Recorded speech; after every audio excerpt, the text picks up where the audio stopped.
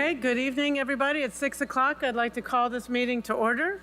We'll begin with an invocation led by Councilmember Fugit, followed by the Pledge of Allegiance led by Councilmember Parker. Please rise as you're able.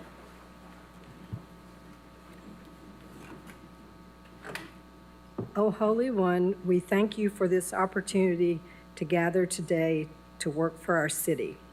We are grateful for our blessings and for the opportunity to serve.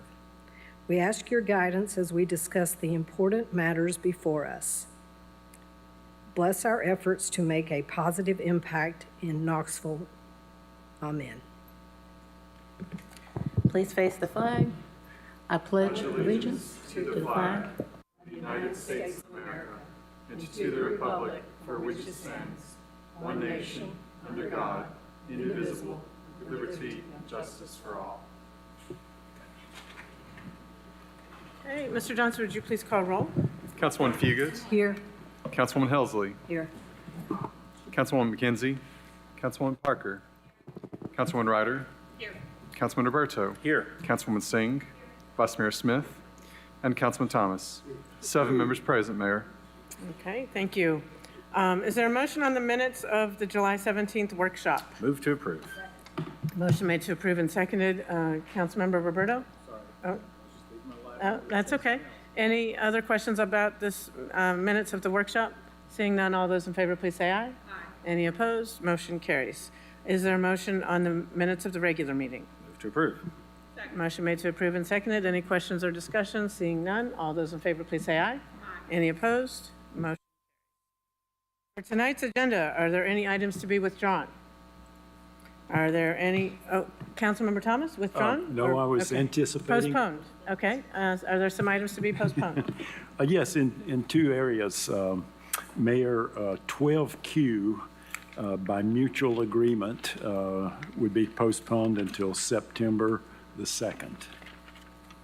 Okay, why don't we separate them out? Yeah, that is just okay, one. so there's a and motion. that one's by itself. Okay. That one's complete. You're making a motion to postpone item 12Q till September 9th. Right, September 2nd. September 2nd. Right. Okay, the day after Labor Day.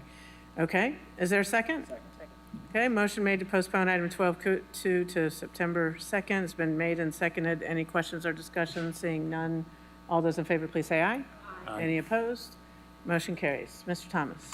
Yes, in District 1, 12AF, 12AG, and 12AH, that's all on the same parcel of land. And that's in Vice Mayor Smith's district. He's not here today, and so I would move that be postponed for 2 weeks. And I understand that the parties have been notified and that there's no objection. Okay, motion has been made and seconded to postpone items AF, 12AF, AG, AH, AI, and that's it, right? Those 4? No, not I, F, G, and H. Okay, F, G, and H, sorry. Thank you for clarifying.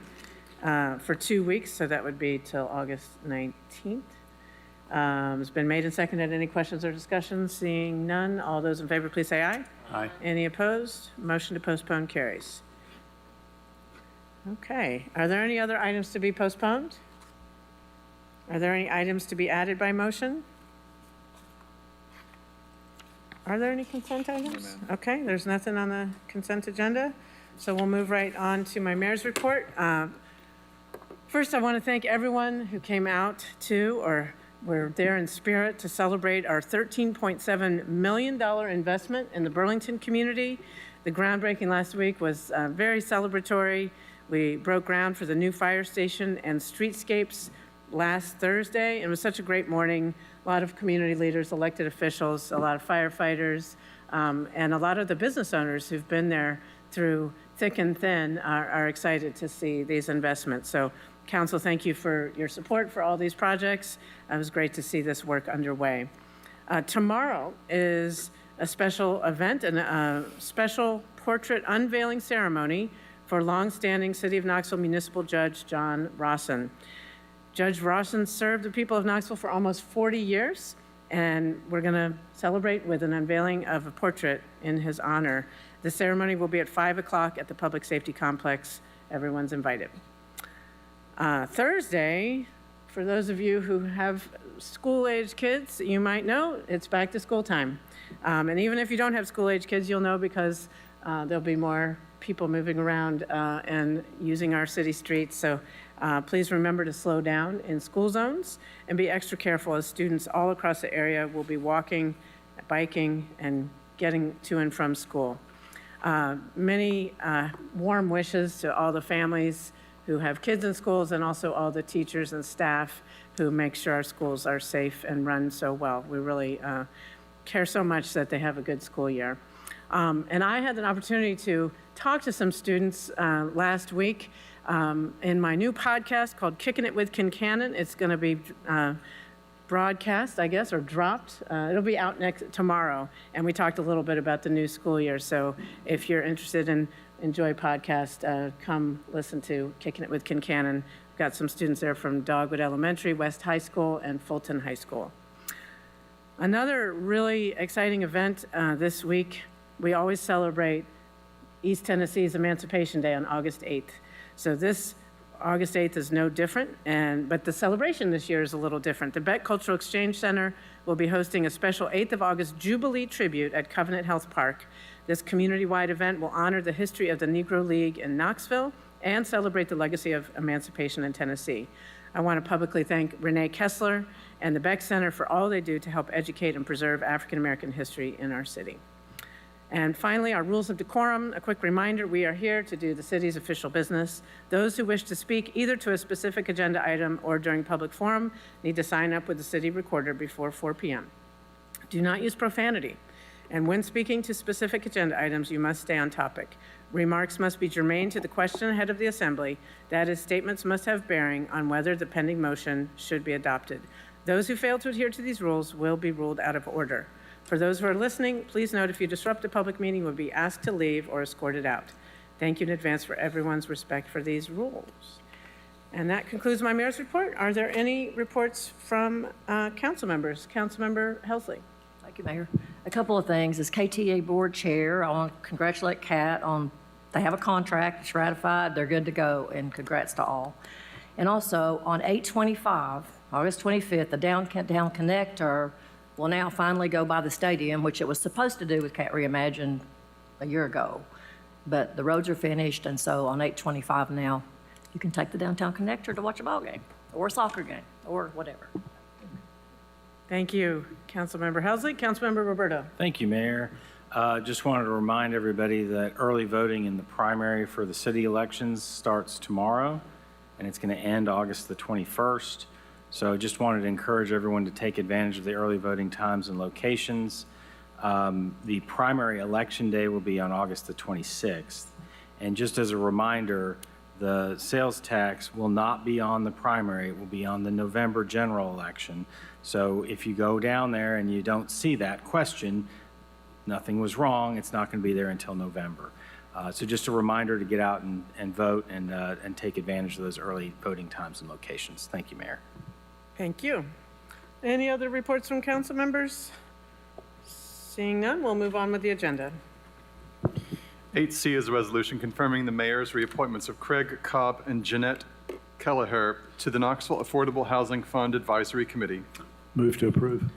Motion made to approve and seconded. Any questions or discussion? Councilmember Thomas. No, I just think those are good appointments, and I've worked with Mr. Cobb on some projects, and I think he would really be a great resource. Great, I agree. Thank you. Seeing no further comments, all those in favor, please say aye. Aye. Any opposed? Motion carries. 11D is a resolution to affirm council's legislative authority to amend the city budget, including line item amendment authority, as well as the authority to adopt an alternative budget for the city of Knoxville when a majority of council members reject the budget introduced by the mayor and adopt a budget ordinance introduced by a member of council. Move to approve. Second. Motion made to approve and seconded. Council members, we have two people signed up to speak in favor of this item. First is Jeff Tallman. Mr. Tallman, please come to the podium, turn on the mic, and you'll have up to 5 minutes to address council. Thank you, Mayor. Thank you, members of council. I've paid attention to civics, politics in Knoxville for 40 years, and I've always been fascinated by the relative institutional weakness of city council. And I've heard various arguments why that's a good thing, and I've heard various arguments why that's a bad thing. And in my view, I think it's an opportunity for us to establish our trust and faith in the citizens of the community and each other as council members, and have some additional confidence about this body. It's interesting with the tensions within the federal government, legislative, executive, judiciary. The Article 1 body is the legislative, so that's where the power comes from. And I support this because I think it's a healthy thing to have a enthusiastic, robust discussion about budget priorities. At the end of the day, money is where the action is in terms of how people earn it, how it's spent, how it's prioritized, et cetera, et cetera. And I think it's interesting. I had the chance to go to the State of the City address, which was fabulous, Mayor, and there was a celestial alignment of good feelings in Knoxville. There were angels in the outfield, and everything was great. And we had a first reading of the budget, and the good folks at this council signed on to the first reading. And then with a hastily called press conference on the eve of the second reading, we were, as a citizenry, as a community, alerted that we needed additional revenue. So, and that's an intellectually honest position to have. I get it. I think what it did, though, is it hung you guys out to dry. You sat through the first reading, you sat through the State of the City address, and everything was great. And effectively, you were, I'm trying to find a polite anatomical term for what happened. But I think in some ways, your strength as a body was not respected. And my view is that it's a healthy thing for council to have these discussions. Now, I've had no discussion with Councilwoman Parker about this, and if passed, I would bet, if you know my views and her views, that we would have probably some lively discussion about various budgetary priorities. But that's the point. This is a healthy thing, and I think on some level, this is an opportunity to, whatever the legal procedures are, charter, amending, reinterpreting, looking at national precedent, I don't know.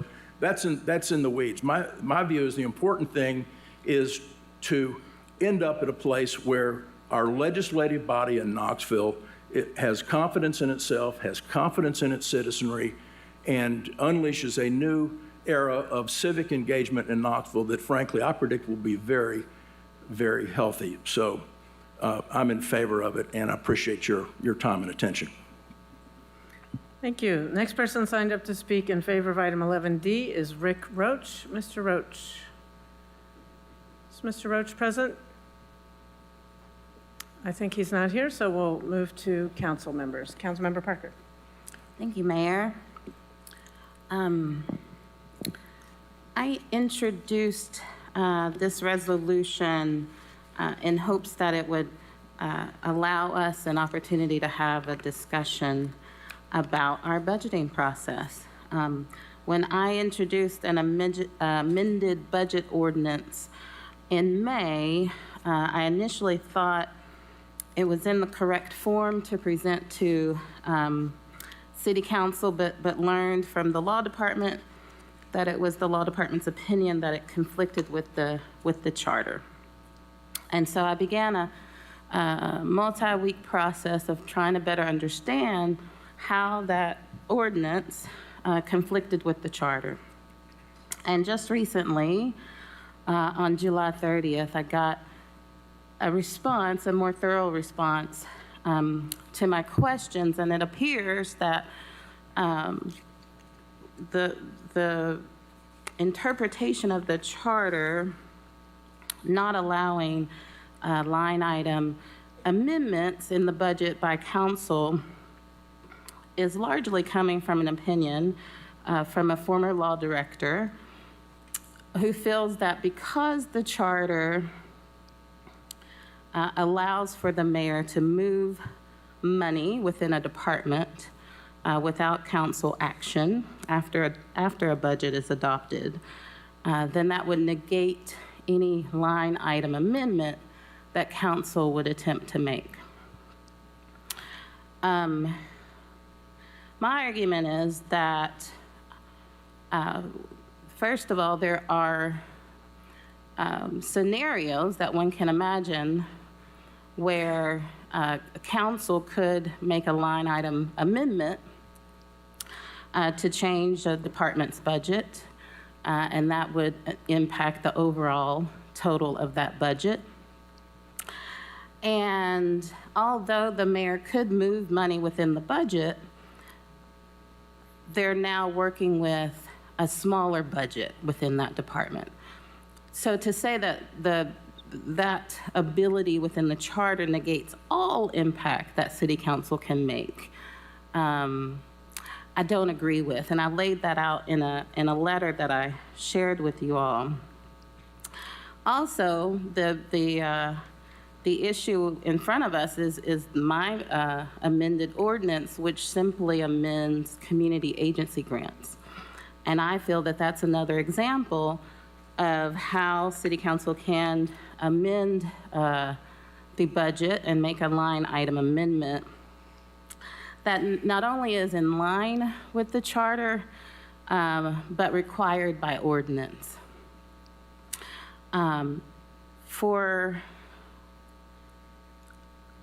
community agency grants, we not only have to follow what is laid out in the charter, largely Section 901 of the charter, which explains how the budget ordinance should be organized, but we also have an appropriations ordinance that states that when we make appropriations, when council makes appropriations to community agencies, those appropriations must include the name of the nonprofit and the exact amount granted to the nonprofit.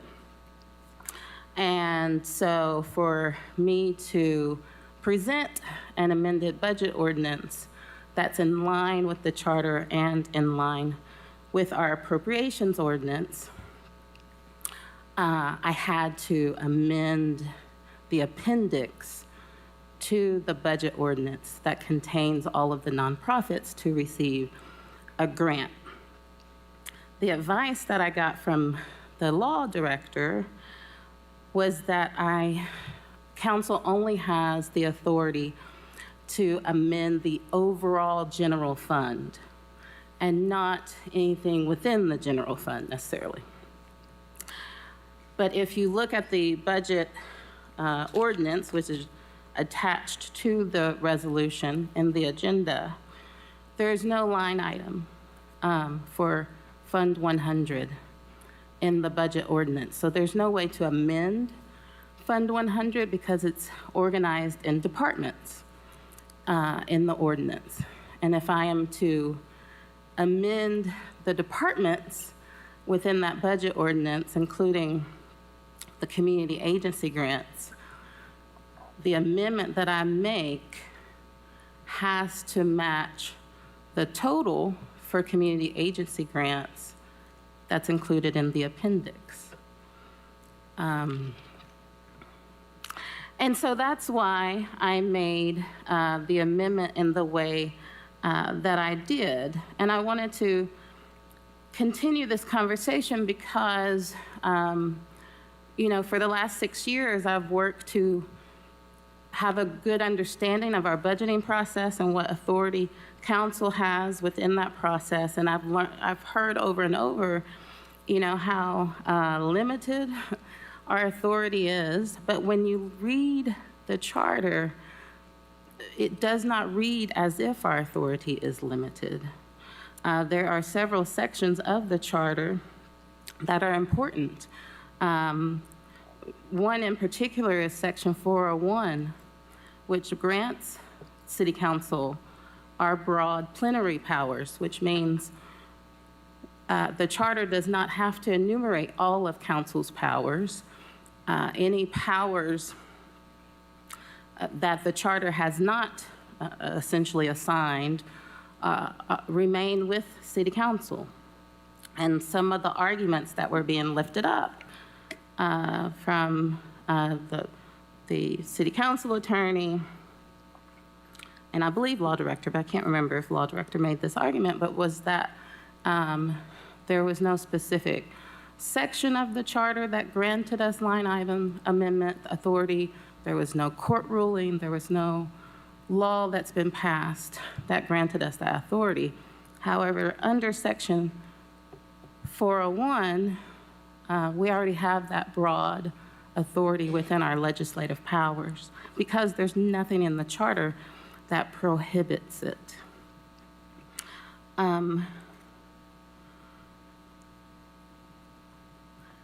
So I think the Section 401 is really important to remember. Multiple sections within, or multiple parts within Section 901 that define council's role in making appropriations, that no appropriations shall be authorized that are not authorized by council.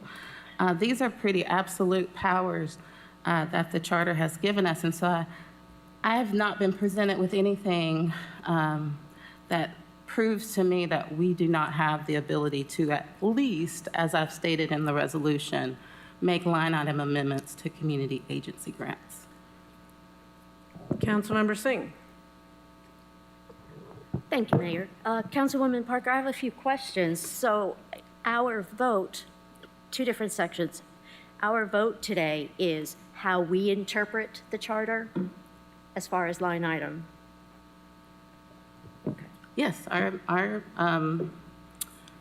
vote today expresses council's understanding of our authority under the charter. Second is, what would that hypothetically look like at the first reading if a council member wanted to make an amendment? Yeah, how do you imagine that going? At the first reading of the mayor's proposed budget? Yeah, just the whole process. So under the charter, the mayor must present, propose a budget to council, and it is not until after the legislative budget hearings that council can entertain amendments. So in the past, conversations have taken place at legislative budget hearings. It's my understanding that no one has attempted to submit an amended budget ordinance to the agenda, but there's nothing that in our charter that would preclude us or prevent us from submitting an amended budget ordinance. It just must meet certain requirements that are laid out in the charter. It has to present a balanced budget. It cannot change the budget estimates as presented by the administration in the budget document.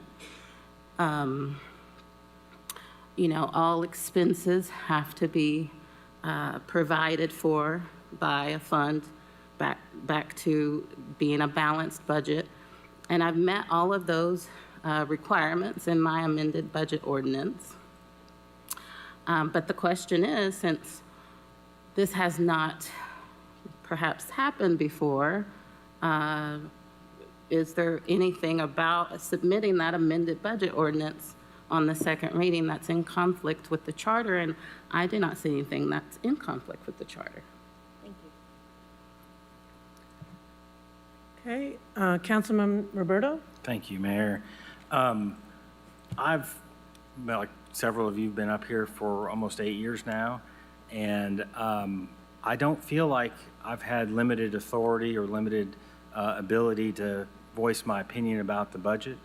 I don't know if you all have the same feelings or not, but, certainly what I know I've done, and I'm pretty sure the rest of you have done, is meet with the mayor pretty regularly as you're getting closer to the end of the fiscal year, having discussions about, or as you're approaching budget season, actually, so the end of the year, having discussions about your priorities, kind of things that you want to see happen. And I've certainly seen that the conversations that I've had, now with 2 mayors, I've seen those things show up in budgets. Council has an entire year of time to discuss and debate in these meetings about what their priorities are. And we've done that and expressed those things. Certainly, we've seen, I think, influence from council in what we see for city employee pay. Certainly, we've seen that in sidewalk funding, in funding for traffic calming and other projects. We've seen that in workforce housing. And we've seen times when council and the administration have had differences of opinions about different things, and council has moved us in a direction that may have been different than where the administration wanted to go. A great example of that is institutional sign standards. There's a lot of resistance towards that, but we got that done. We worked it out. Design standards in other areas. So we've worked these things out. So I don't feel like I have had any reduced authority at all. I feel like I've been able to discuss the needs of the 2nd District and the needs of the city with both mayors, with this council, and we don't always see eye to eye. We don't always agree on everything. And certainly there are times when I might think funding might have been a little different with something else, but I don't subscribe to that. The other question I was going to ask was just about the specific legality of this. So I wanted to talk to council's attorney first. So Mr. Frost, in your capacity as a council's attorney, do you represent any one of us individually? Like, are you my attorney or are you council's attorney? No, Councilmember Roberto, I represent the body of City Council and not an individual or 2 members of City Council. I represent 9. Okay. And in your review of what we're talking about today, which is basically amounts to a line item edit for council authority in the charter, I think we were talking about what I heard from Councilmember Parker was an appropriations ordinance versus the charter. Does one of those supersede the other? Yes, Councilmember Roberto, the charter supersedes an ordinance, just like when the state law was changed regarding elections in the city of Knoxville. It's kind of the government hierarchy. Okay. So in your review of this, does council possess this authority that is being discussed in item 11D? No, sir. I know there's been this discussion, and first, Councilmember Parker, I can obviously tell that she has put a great deal of thought into this. It's the saying that all these words came from a great deal of effort and labor on her part. But the last whereas clause of her proposed resolution talks about, what she's asking council to agree on is one of 2 things. The one I want to discuss is the authority for City Council to adopt an alternative budget when a majority of the council members choose to adopt an amended budget ordinance introduced by a member of council rather than a budget ordinance introduced by the mayor. The plain reading of section 901F of the charter is, if the council shall fail to adopt a budget prior to the 15th day preceding the commencement of any fiscal year, it shall be conclusively presumed to have adopted the budget as submitted by the mayor. Respectfully submit that no member of council has to vote in favor of the budget, but by operation of the charter, the budget that has been proposed by whoever is the mayor will become the budget for the city of Knoxville for the next fiscal year. Also, I've looked a number of times at the opinion of former law director John Roach. The budget number, the charter sections have changed, how it's numbered or lettered over the years. But once you locate what he refers to in the newly organized charter, I maintain that that still is sound reasoning. Of course, anyone is welcome to disagree with it. As Mr. Swanson has said before on a few occasions, every lawsuit that's ever been won by somebody at the Supreme Court has also been lost by somebody at the Supreme Court. In attempting to try to bring a fresh set of eyes to the situation as a courtesy to Councilmember Parker, I asked a law clerk in my firm, who just finished his second year of law school. I presented him with the question that she asked. I did not ask for any result or anything. I just said, what's your opinion on this? And he produced the memorandum that I gave to Councilmember Parker. Then it's my understanding she has since distributed it, which is fine. I was just trying to provide a fresh set of eyes on the situation because sometimes a fresh set of eyes is beneficial to the situation. But I still, respectfully, I don't waver from what Mr. Roach said many years ago because there hasn't been substantial changes in the city charter since that time that would cause me to disagree with that opinion. I do disagree that city council can present a totally separate budget from that of the mayor. In my personal experience from many moons ago when I served on city council, there was what I called an informal budget amendment. And let me provide a little background. When Mayor Haslam came to city council, or excuse me, came to become the mayor, the city didn't have the best finances going on. It wasn't insolvent or anything like that, and it was pretty obvious that a property tax increase was going to be necessary to maintain the level of services that city residents had grown accustomed to and deserved.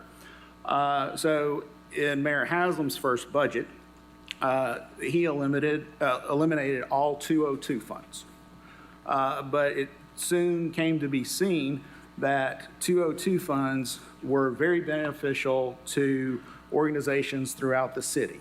And at our city council legislative hearings, there was a discussion and there was a straw vote, informal, because it was only a workshop, nothing could be binding. And I believe if it wasn't a unanimous decision of city council, it was probably 8 out of 9 people supported it, bringing back a small portion of the 202 funds that had been eliminated. Well, Mayor Haslam realized that that was very important.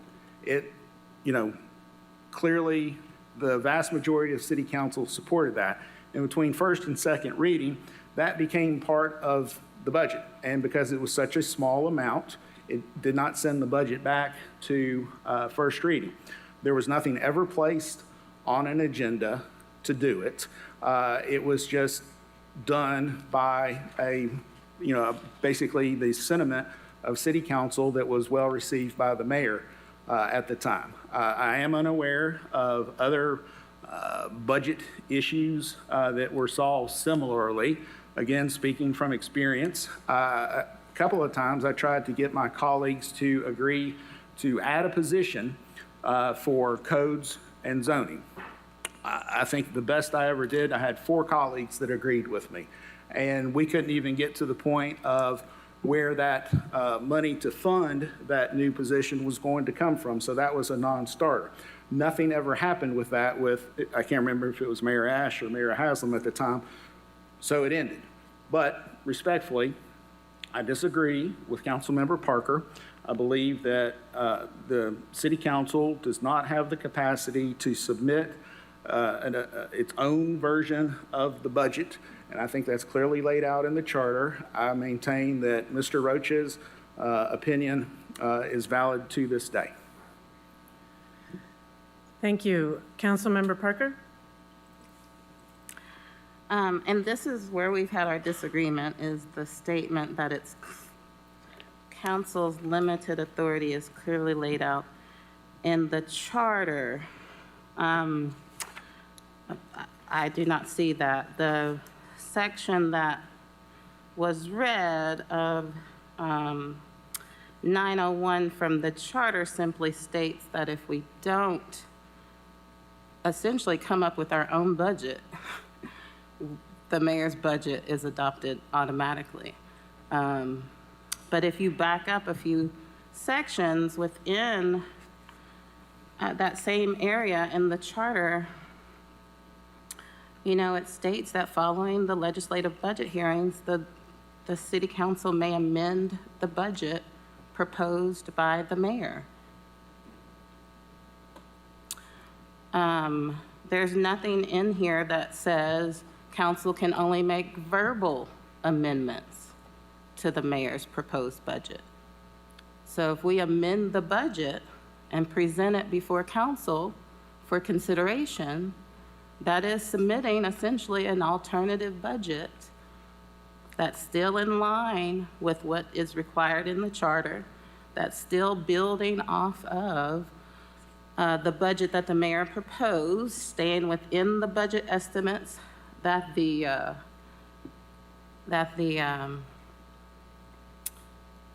administration has set. So there are certainly some constraints for city council there, but that passage that the mayor's budget is adopted automatically if council takes no action in no way means that we have to adopt the mayor's budget. All we can do is present our arguments at this point. It's in the hands of council. Councilmember Fugit? Thank you, Mayor. I just think it goes without saying, everybody knows this. Our charter has created an extremely powerful executive branch of government. That's a given. That was by design. And until there is a charter amendment that changes that, that is our form of government. And I appreciate Councilwoman Parker's viewpoint about our legislative authority.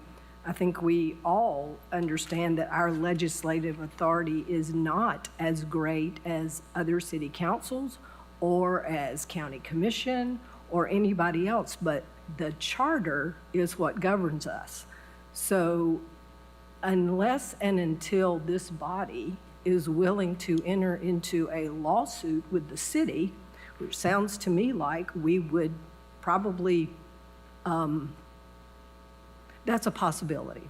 If city council wants to do something that the city's attorney does not believe is in keeping with the charter, and when on advice of our own council, it is not in keeping with the charter, I think that would be an interesting position to put us in, which is why this council has said it would like to create a charter review committee that can look at these kind of questions in more depth over a greater period of time and bring back recommendations to this body to put on a charter at a later date.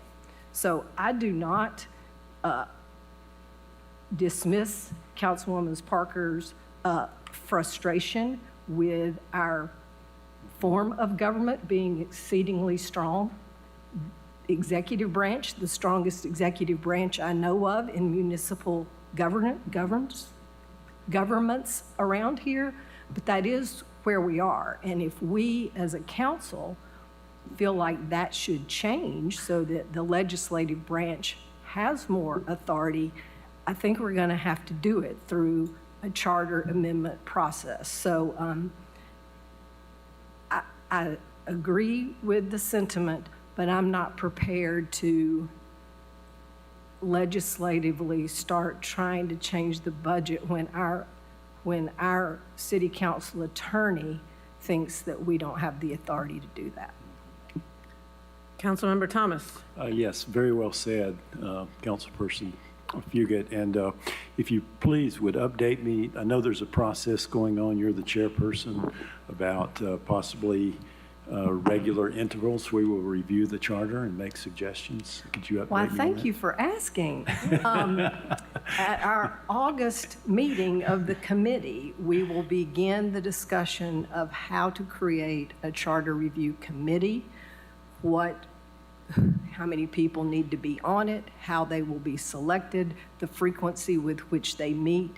It is definitely needed. We have talked about it at city council retreats for a long period of time, that as a body, the city needs to have a mechanism to, in regular order, review the charter and look for changes that might need to be made. So the hope is to bring back to this body the rules. The new rules was the first thing we were tasked with. We hope to bring that to you in September and for first reading, some ordinance changes placed to city council rules, and then before the end of the year, while this body is still the legislative body intact as it is, a recommendation on the creation of a charter review committee structure and process. But we're not looking at the charter. If we create the process, then the process can be implemented and a committee could be named to begin that. Does that answer your question? Yes, it does, yes. And I agree a lot with Councilperson Parker's concerns. In fact, I sympathize quite heavily with a lot of them. I think we probably at some point do need to look at the balance of power between the executive and the legislative here. Not that I've had terrible experiences here, but I think it is time for a review of that. I appreciate the person who came to the podium earlier. I appreciate his comments as well. It's just that I don't think these possible ambiguities in what the charter is right now can be really resolved in a resolution. You know, we have people with legal training on both ends of it, and I think really the only way to resolve it is to have a charter review and dig into it and remove ambiguities if they are, or make changes as they are. So although I really do appreciate this discussion, and I appreciate Ms. Parker bringing this forward, because I think that review is needed. I can't support the resolution, but I will support a robust discussion in a charter review environment. Councilmember Parker? Thank you, Mayor. You know, part of the reason I brought this forward was just simply to get it on the record. I have no expectations that this resolution will pass tonight, but I do find it unfortunate because I think, you know, initially the goal is to bring it to council, for council to have a discussion about what the authority of council is, but ultimately it's to make the public aware. Because when I read the charter, this council and this city government does not operate the way the voters have asked us to operate. The charter does not establish a strong mayor government. There are several sections that you can read through. 901R of the charter, no money shall be drawn from the city treasury, nor shall any obligation for the expenditure of money be incurred, except in pursuance of the appropriations made by council. No money shall leave this city unless council approves it. That's some pretty absolute power right there. So there are other options. There are options for a future council who can take this issue up and take it on. And there are options for the public to bring their own referendum forward. But I don't believe there needs to be clarification within the charter. And I am a little bit worried about a charter review process that you, the public, do not pay close attention to. Because what we're seeing at all levels of government is that too often it's easier to allow that power to be concentrated into the executive. And it takes more work on our behalf as citizens, it takes more work on our behalf as council members to not allow that power to get concentrated up into the executive. Even when our laws clearly state what the authority of council should be. We can have different interpretations. And before we know it, we've had a practice that's been in place for decades that goes against what the voters in this city have asked us to do. So I just put this on our agenda today. I want it to be in the record. I've done all the things that I need to do to have all of this in the record. So hopefully there will be a future council that will pick this up, because I feel like governments are healthier when we have a healthy balance of powers. And right now we don't. Right now, when we discuss budget amendments, they're not allowed for council to make.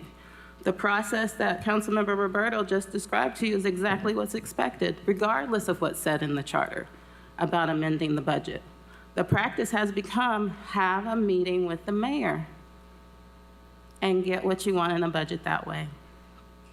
Don't bring it to these public forums for discussion. Don't have these negotiations happen during the legislative budget hearings. That's not how things operate in this city. Not above board, not transparent. If we were being transparent, you would have an idea of what every request was from every council member of the mayor in the budget. We don't have that level of transparency. But if we had these opportunities to have more robust discussions, and we had a council who was willing to use their authority to amend the budget, I believe we'd have much more engaged citizenry. I believe we'd have folks who are much more hopeful about what is possible rather than having everything concentrated into one office.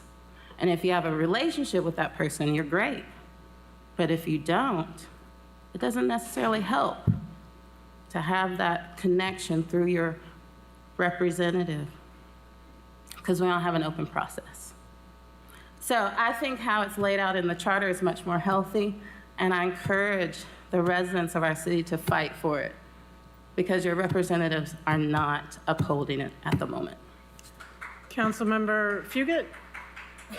Thank you. I just want, for the record, because I think that implied that we're violating our rules, like not approving expenditures, everything on this budget that says authorize and, approve the request and authorize the mayor to spend the money is our authorization for all dollars that are spent from the city come to city council through either through the budget or these contracts that we authorize the mayor to sign. So I don't want to debate anything else. I just do not want the message to be out there with people thinking that the city council is not doing its job as set out in the charter, because money is not spent unless it is either approved in the budget by us or through these actions on our council agendas. Thank you. Thank you. Seeing no further, Councilmember Singh? Yeah, Go ahead. thank you. I really respect you bringing this forward and putting it on the record. I have trouble looking at the interpretation and deciding that we do have line item veto powers in the charter. I think a charter review board is very important. It needs to be transparent. Where I get hung up on is because of sunshine laws. Yes. That's the word. Mr. Frost, could you say how a straw poll is? It seems to be a way that we have discussion and still have a vague vote or something. Thank you, Councilmember Singh. If you all have a workshop, the city council legislative hearings are a workshop.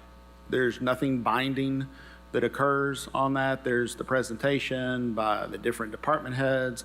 There's the question and answer session that occurs. There's the time for citizen input. So if, for sake of argument, Councilmember Singh, if you wanted to have more money for bike lanes, You could have a discussion then and see if there was enough support from your colleagues, and you would have a non-binding straw poll. And if it was something that was doable or workable within the proposed city budget, then the mayor could do so.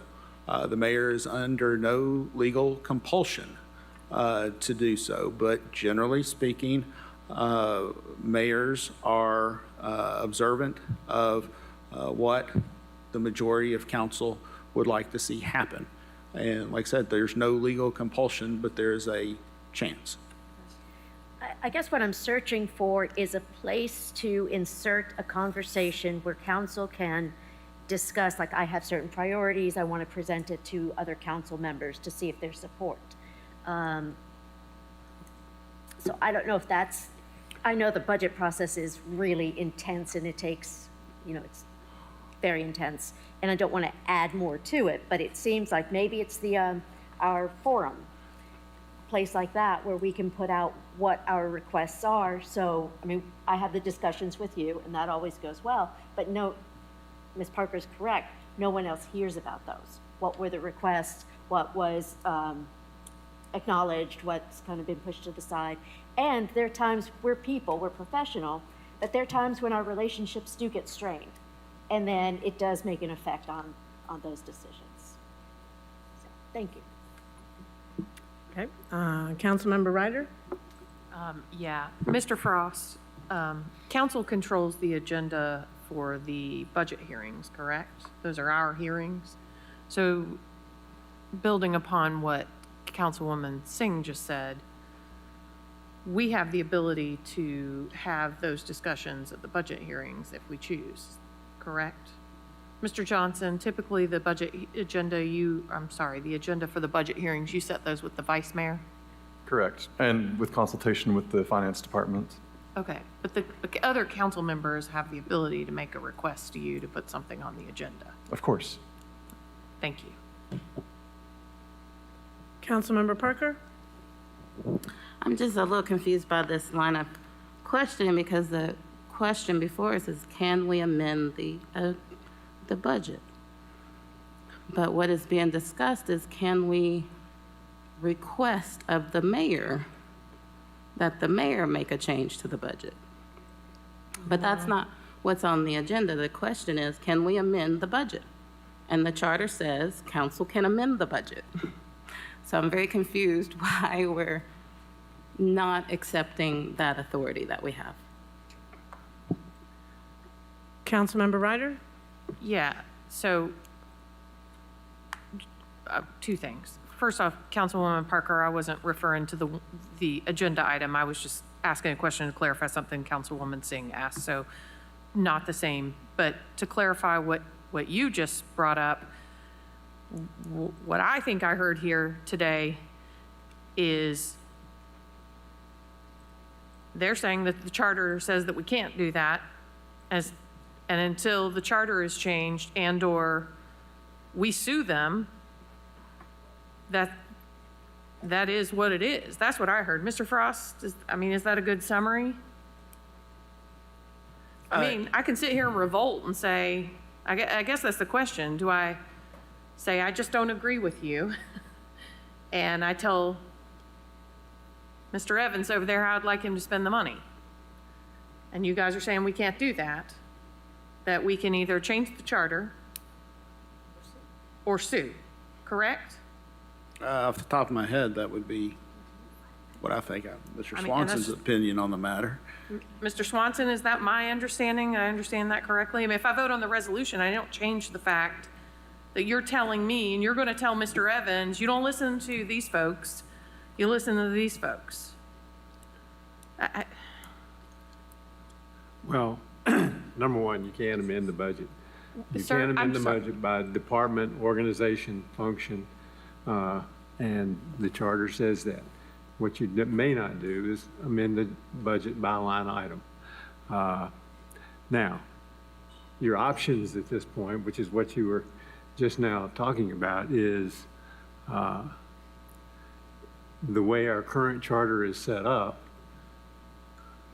you have to operate within what the charter permits. You have two lawyers at this table who help you decide what the charter says. And both of those lawyers have agreed that under the current situation, under the current charter, line item amendment is something that's not permitted by the council under the current charter. So if council disagrees with those opinions, then I think your options are in fact limited to either going back to a charter committee and changing the charter. Certainly that's something that's available to this council, provided for in the charter. Your other option would be to hire a lawyer and sue.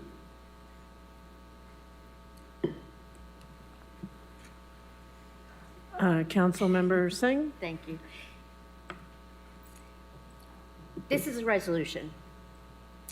Even if I agreed that, yes, the city charter is giving council members the authority to do line item vetoes or change the budget. Being a resolution, it doesn't really have to be honored.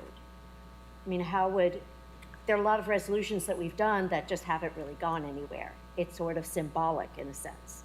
So I'm wondering if this is actually a way that we can make a change that we would actualize and see occur or not. Councilmember Parker?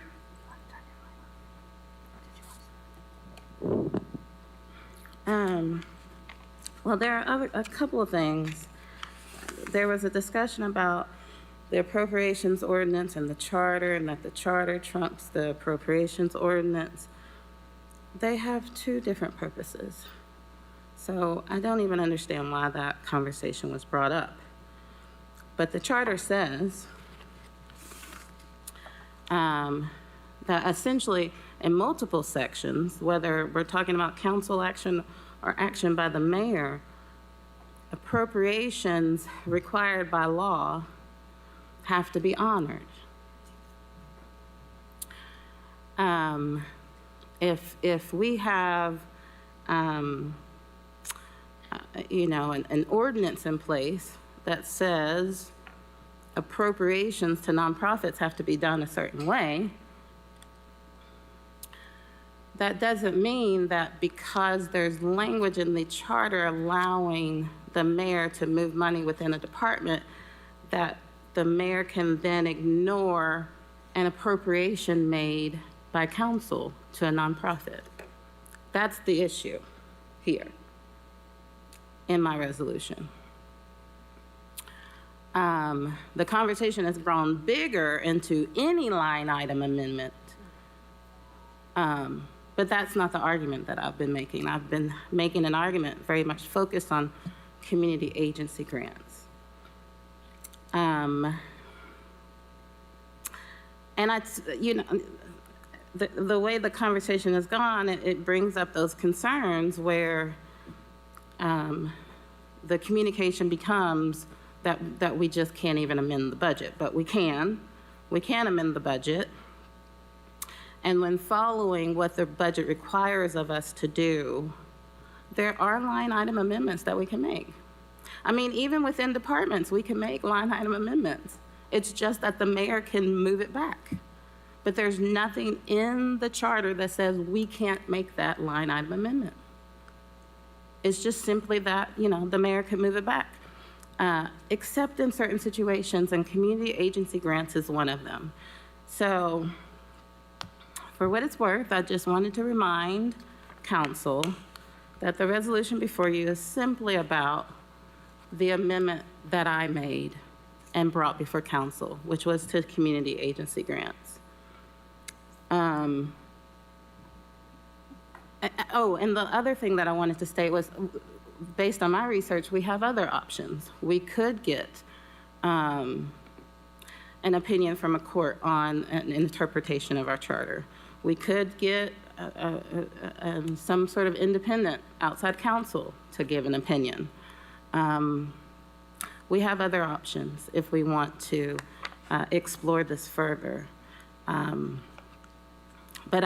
there have been no arguments raised that would preclude my amended budget ordinance that I presented. There's nothing that would prevent us in the charter from following a legislative budget hearing, following the fabulous discussion that we have, deciding to present that in an amended budget ordinance rather than verbally going through and amending the mayor's proposed ordinance in all the various ways that we might want to.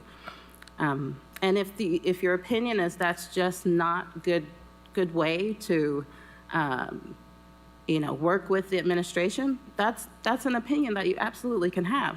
That is not the question before us. The question is simply, what does the charter allow us to do? You may never want to pursue an amendment to the budget. You may never support an amended budget ordinance, but that's not the question before you. The question is, does the charter prohibit us from doing it? And the only argument that has been lifted up is that we can't do it because the mayor has the authority to move money within a department. And I just want to remind folks, there are other line item amendments that can be made. A mayor cannot move money from one department to another without council action. That's one amendment that we could make, one line item amendment that we could make during that budgeting process before the budget is adopted. Once the budget's adopted, we are limited then on being able to make those, what then become transfers from one department to the next. But within the Thank you, budgeting process, Councilmember. we have the authority. Seeing no further questions or comments, all those in favor, please say aye. Any opposed? Motion fails. Next item, please.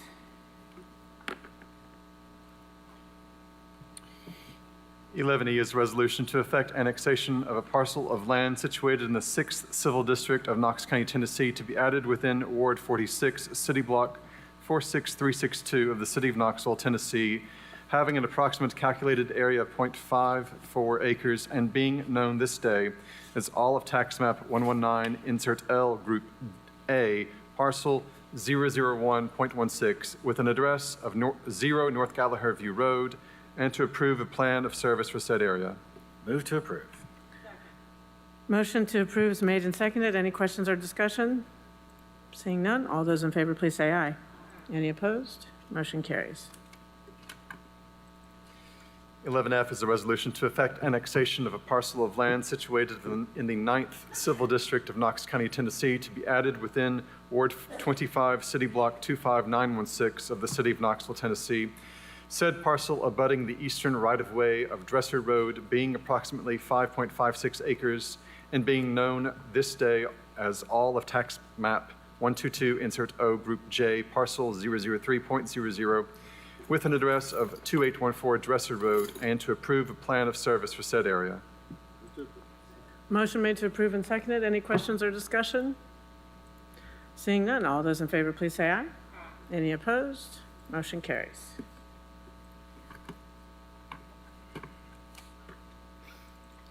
11G is a resolution authorizing the mayor to execute an agreement with Adams Contracting LLC for the North Cherry Street Drainage Improvements Project in an amount not to exceed $2,043,211, funded with the American Rescue Plan Act grant. Motion made to approve and seconded. Council members, I just wanted to give some context that this is to ease flash flooding that often closes North Cherry Street.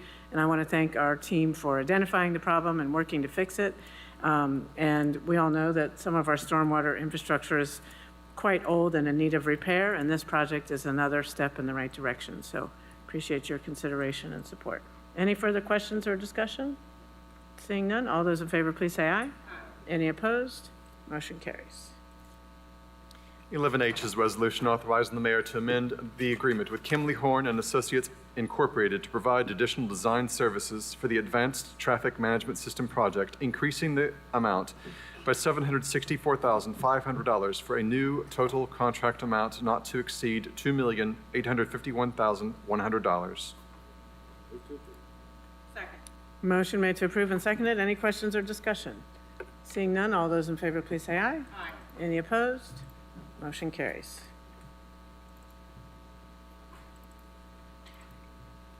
I is a resolution authorizing the mayor to amend the agreement with Petra Construction Company, LLC, for the Cecil Webb Recreation Center renovation project, increasing the amount by $83,081.75 for a new total contract amount not to exceed $1,142,359.75.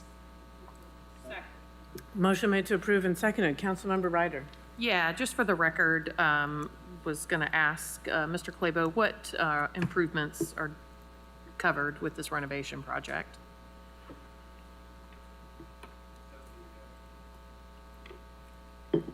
Oh, there you go. Sorry about that. So the renovation of the rec center included an ADA access and a new landing, and then internal improvements to the rec center. This is just a final change order to kind of finalize quantities. There were some utilities that had to be reworked that we discovered during construction and those type of things, but that's what this change order is for. Okay, thank you. Any further questions or discussion? Seeing none, all those in favor, please say aye. Any opposed? Motion carries. 11J is a resolution authorizing the mayor to execute any and all documents necessary to apply for and accept Emergency Solutions Grant funding from the Tennessee Housing Development Agency in the amount of $134,375 to be used to provide homeless services. Motion made to approve and seconded. Any questions or discussion? Seeing none, all those in favor, please say aye. Any opposed? Motion carries. 11K is a resolution authorizing the mayor to execute an agreement with Volunteer Ministry Center to provide an amount not to exceed $50,000 in homeless general funds for the provision of rapid rehousing services. Second. Motion made to approve and seconded. Councilmember Ryder. Yeah, I'm not sure which staff, Mr. DeBose maybe. Is this continuation of existing services, like renewal, or is this something new? Mr. DeBose?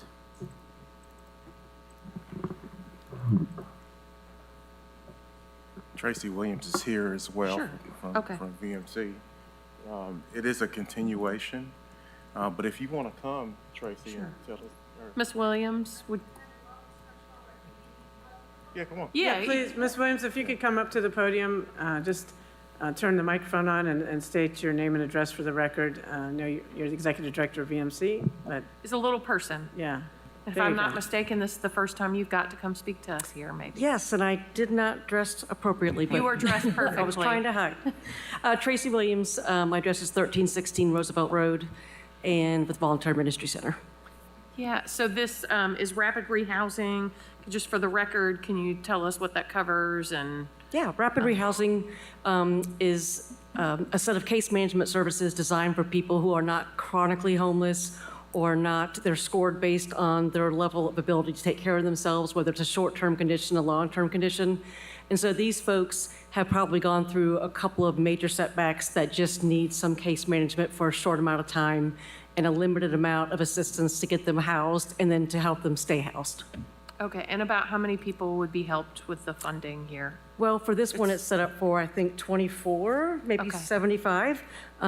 We easily surpass that usually annually. The only issue is, of course, the limited housing to put them in.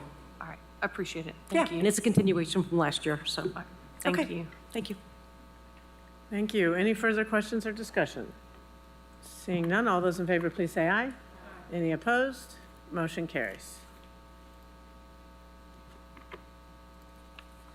11L is a resolution authorizing the mayor to execute an agreement with Volunteer Ministry Center Incorporated to provide an amount not to exceed $110,673 in community development block grant and homeless general funds for the provision of emergency shelter services to approximately 175 individuals through its dental clinic and resource center.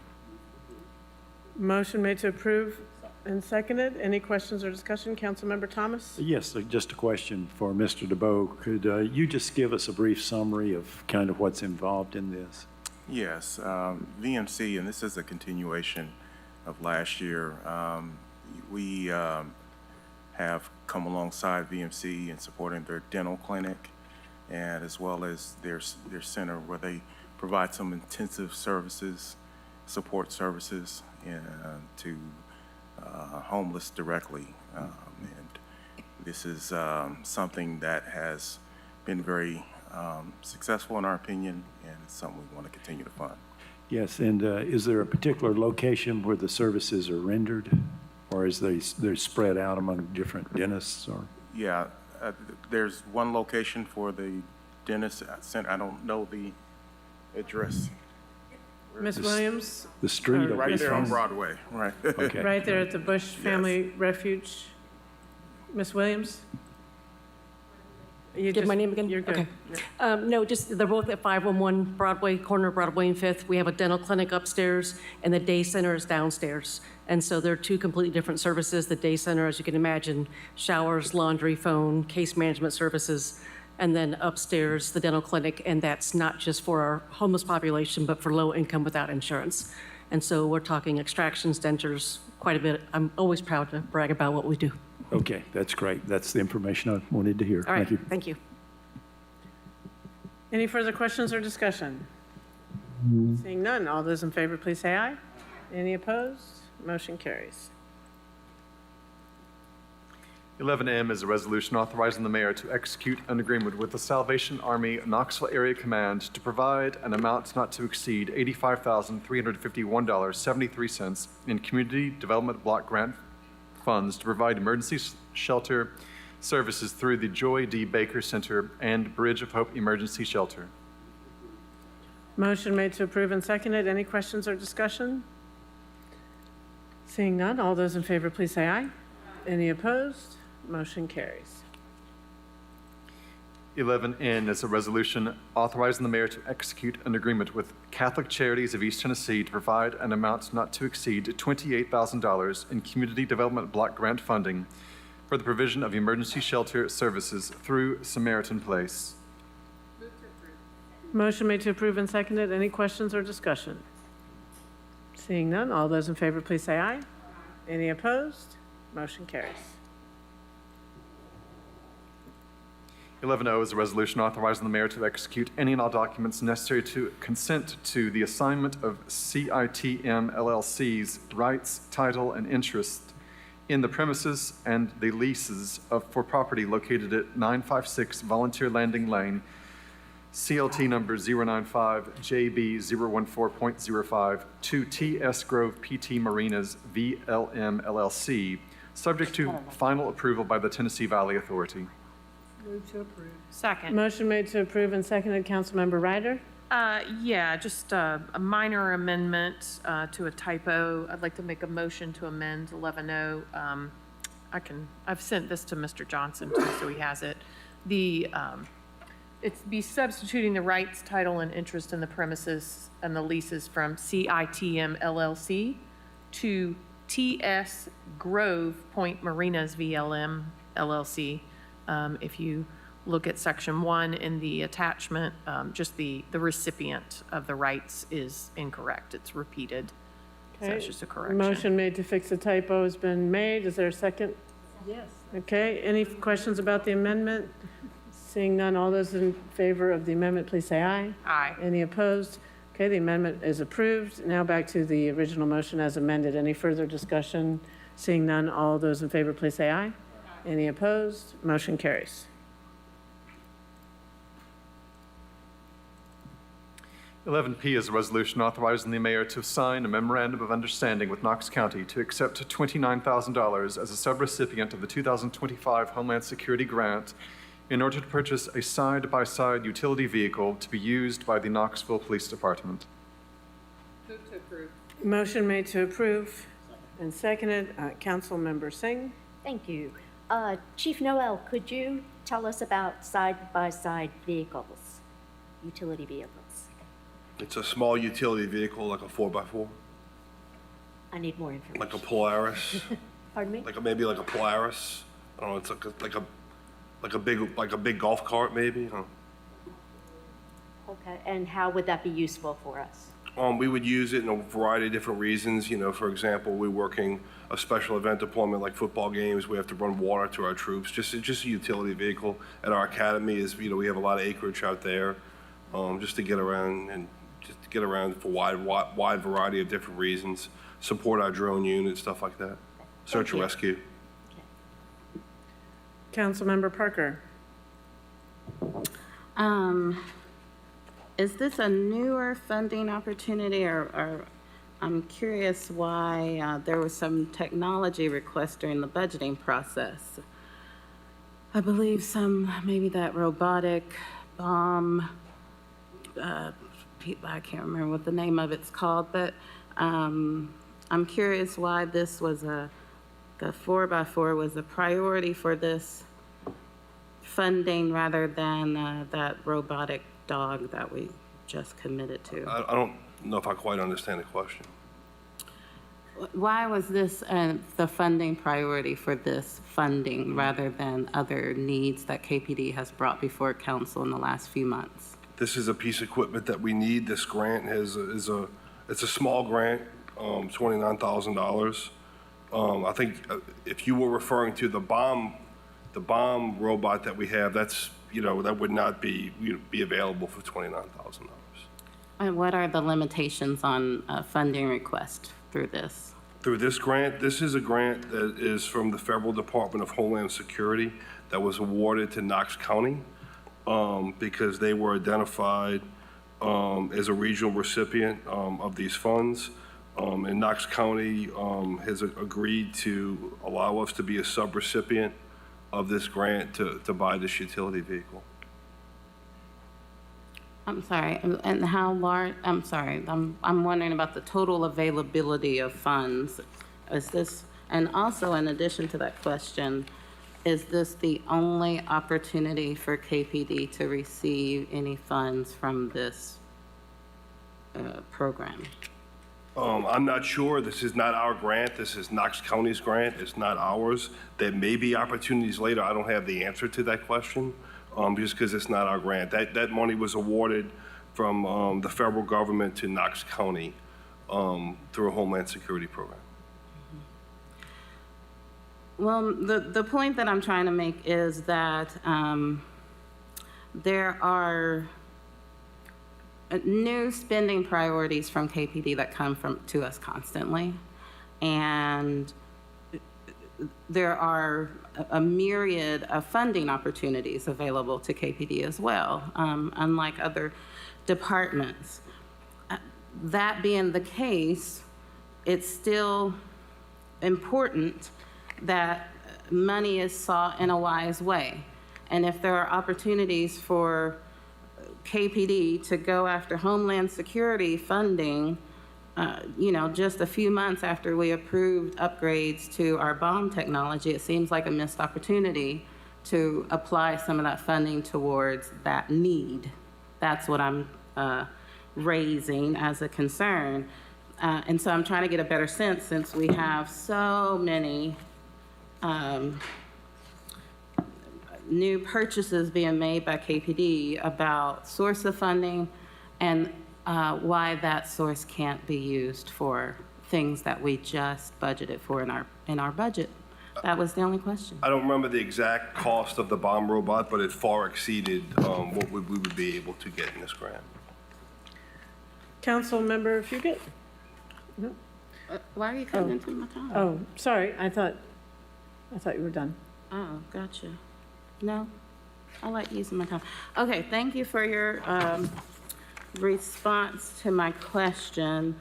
I understand that this grant's only for $29,000. I would like to have a better sense of what is available within this funding opportunity. Is that something that you could provide for me? We would be able to, I don't have the exact parameters. We asked for this utility vehicle.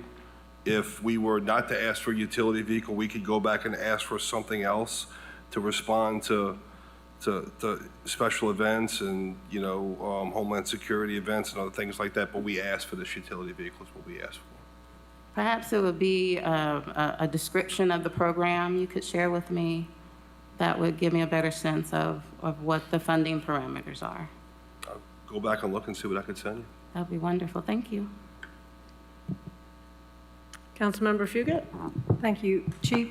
To Councilwoman Parker's question, I assume that, I'm assuming, which may not be a good thing, I assume that at some point this grants become available throughout the year, regardless of our budget cycle. And I know in my organization, when a grant opportunity comes along, if we typically have a long laundry list of things that we would like, and when we see a grant that might meet our wish list, might meet the criteria, and the amount available is what it would cost us, then we go ahead and apply for that.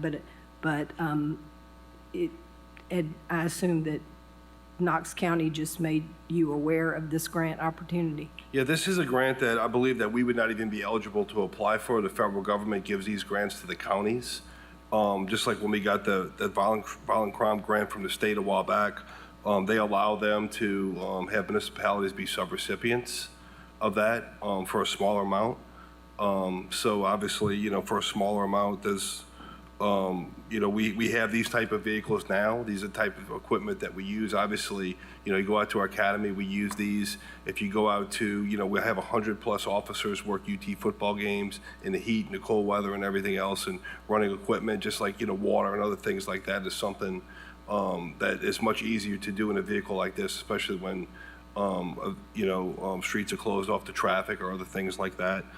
So this is nothing more than the county making us aware that we can apply for this. And, this is not something that we see, years in advance that we can really factor into our budgeting. We were notified that we could apply. We applied, and we were awarded this side-by-side vehicle if the council chooses to accept it. Thank you. Any further questions or discussion? Seeing none, all those in favor, please say aye. Any opposed? Motion carries.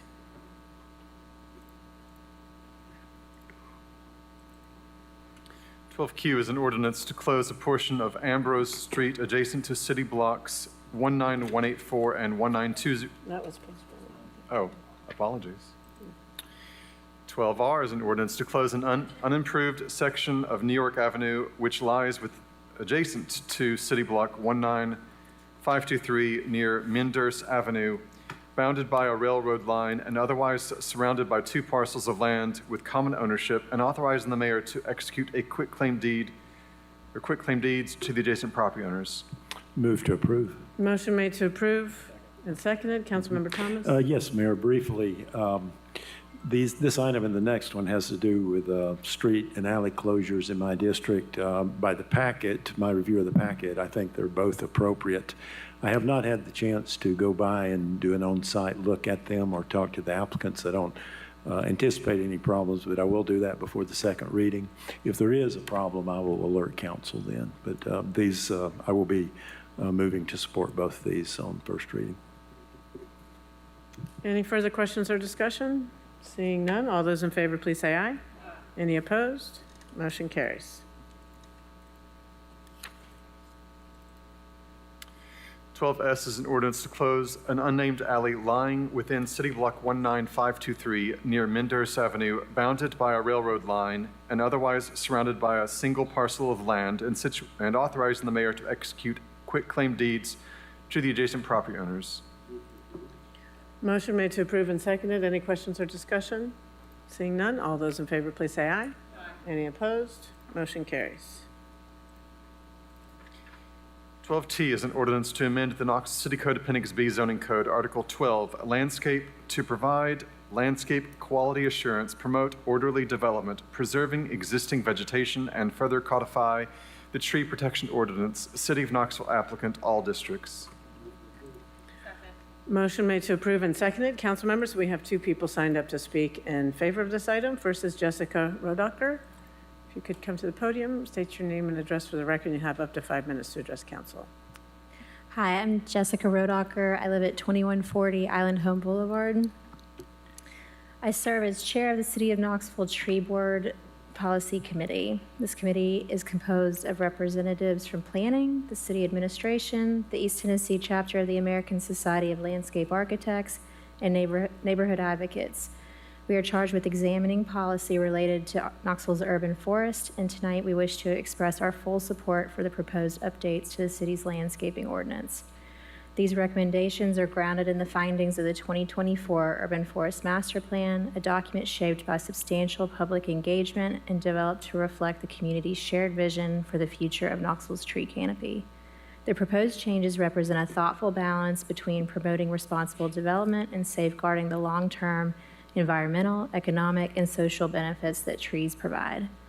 The Tree Board Policy Committee engaged with developers, landscape architects, city staff, and Knox County planning throughout this process.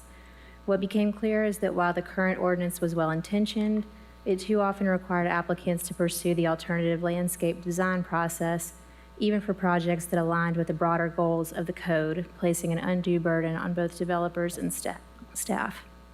The proposed ordinance amendments address those concerns directly.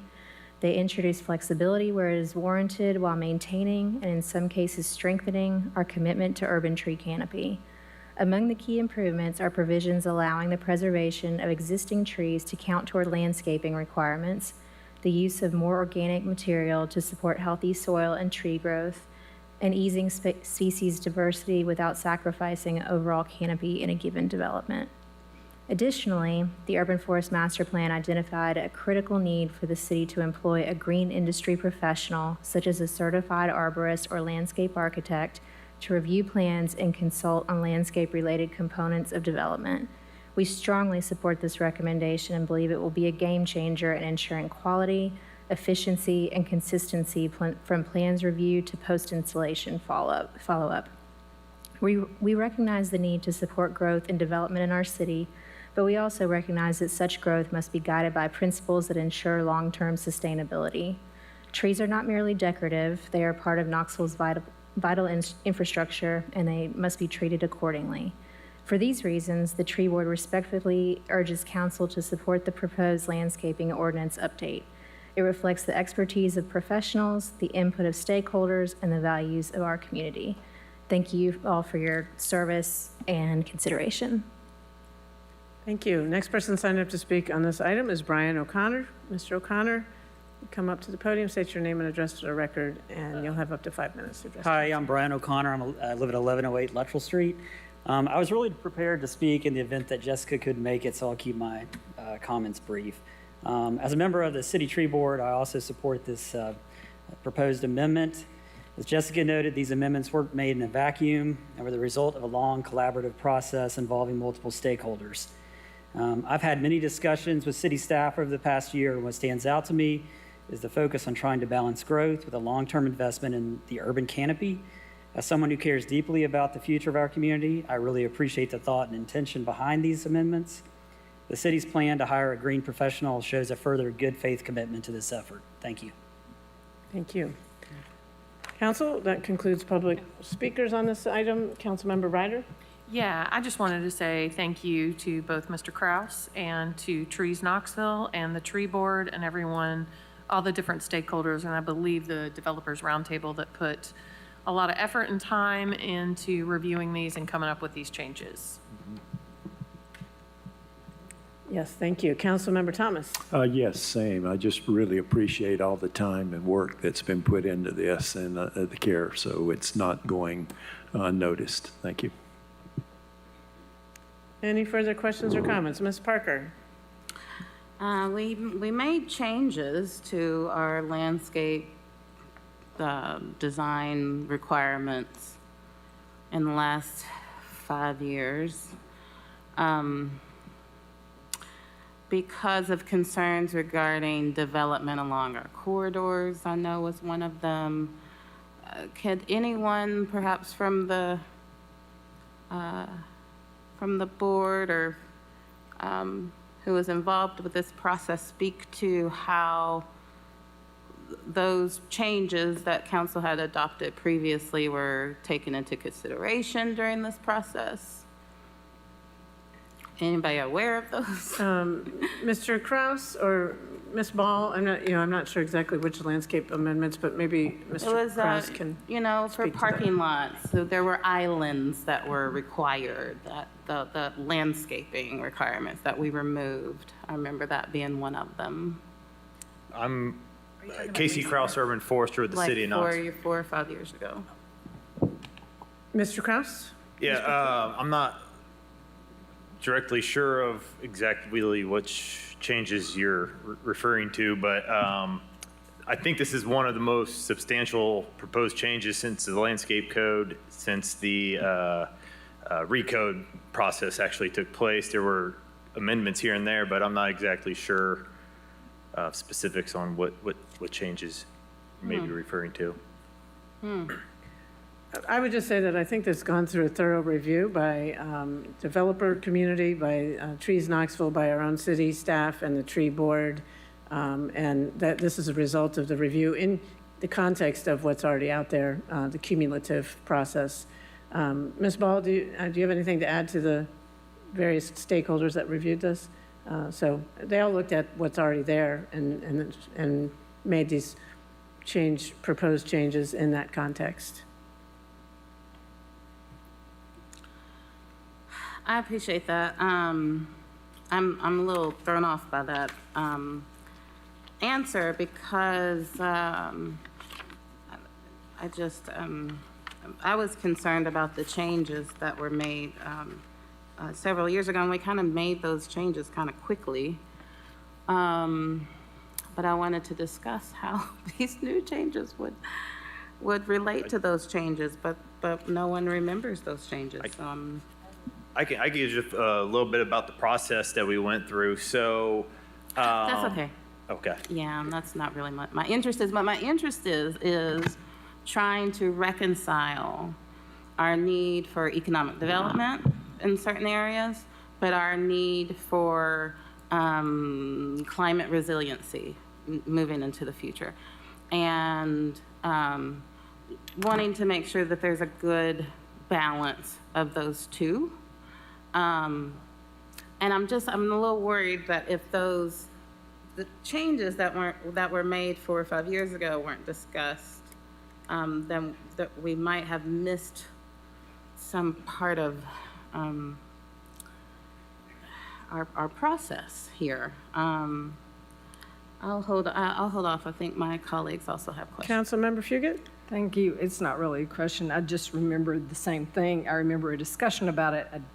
I can't always remember how we actually voted, but I do remember a discussion about it. But I feel confident that since you do it every day for a living, you probably have an idea of how that impacted this entire discussion. But I do remember something about smaller lots and buffers and the islands and all that kind of discussion. Mr. Rosenberger, you putting your microphone down for a reason? I'm sorry, I just want to be prepared to answer a question. Oh, I thought you were going to have an answer, so no. That's it. I just want to corroborate that we haven't totally lost our mind. I was here for that discussion too. I just don't remember how it came out. Councilmember Helsley. Yeah, I don't know about 4 or 5 years ago because I wasn't born yet, but I think since I've been on council, we had the talk about the landscaping, but that was more, I think, for developers, was it not? Like what they should do, not what the city should do. Like, I don't think he's going to go on people's properties and do stuff. If you are, would you please come to my house, Casey? If you want to do that. But I do remember that one, and I think it was more for builders than... Mr. Ahrens, do you have some insight to share? The city and this council have done a lot, so it is hard to remember all the changes and things we've considered. So, Mr. Ahrens, if you could illuminate us or remind us, please. Peter Ahrens, Director of Plans Review and Building Inspections. A couple years ago, we brought forth some parking adjustments so that when people invested, they didn't have to remove their entire parking lot. And then we had to adjust the landscaping to align with what was allowed with the parking lot. And so it wasn't a landscaping thing, it was a parking lot amendment. And then we just adjusted the landscaping to align with the new parking lot regulations. And so both that and this are more of a response to what we're seeing in the developing community and trying to help and remove barriers and remove added requirements to go through a new alternative landscape process. So I hope that provides the clarity you were looking for. Yeah, that's Yeah. Thank you. You bet. Thank you. Councilmember Thomas? Yes, Mr. Aarons, I did have a follow-up question on that.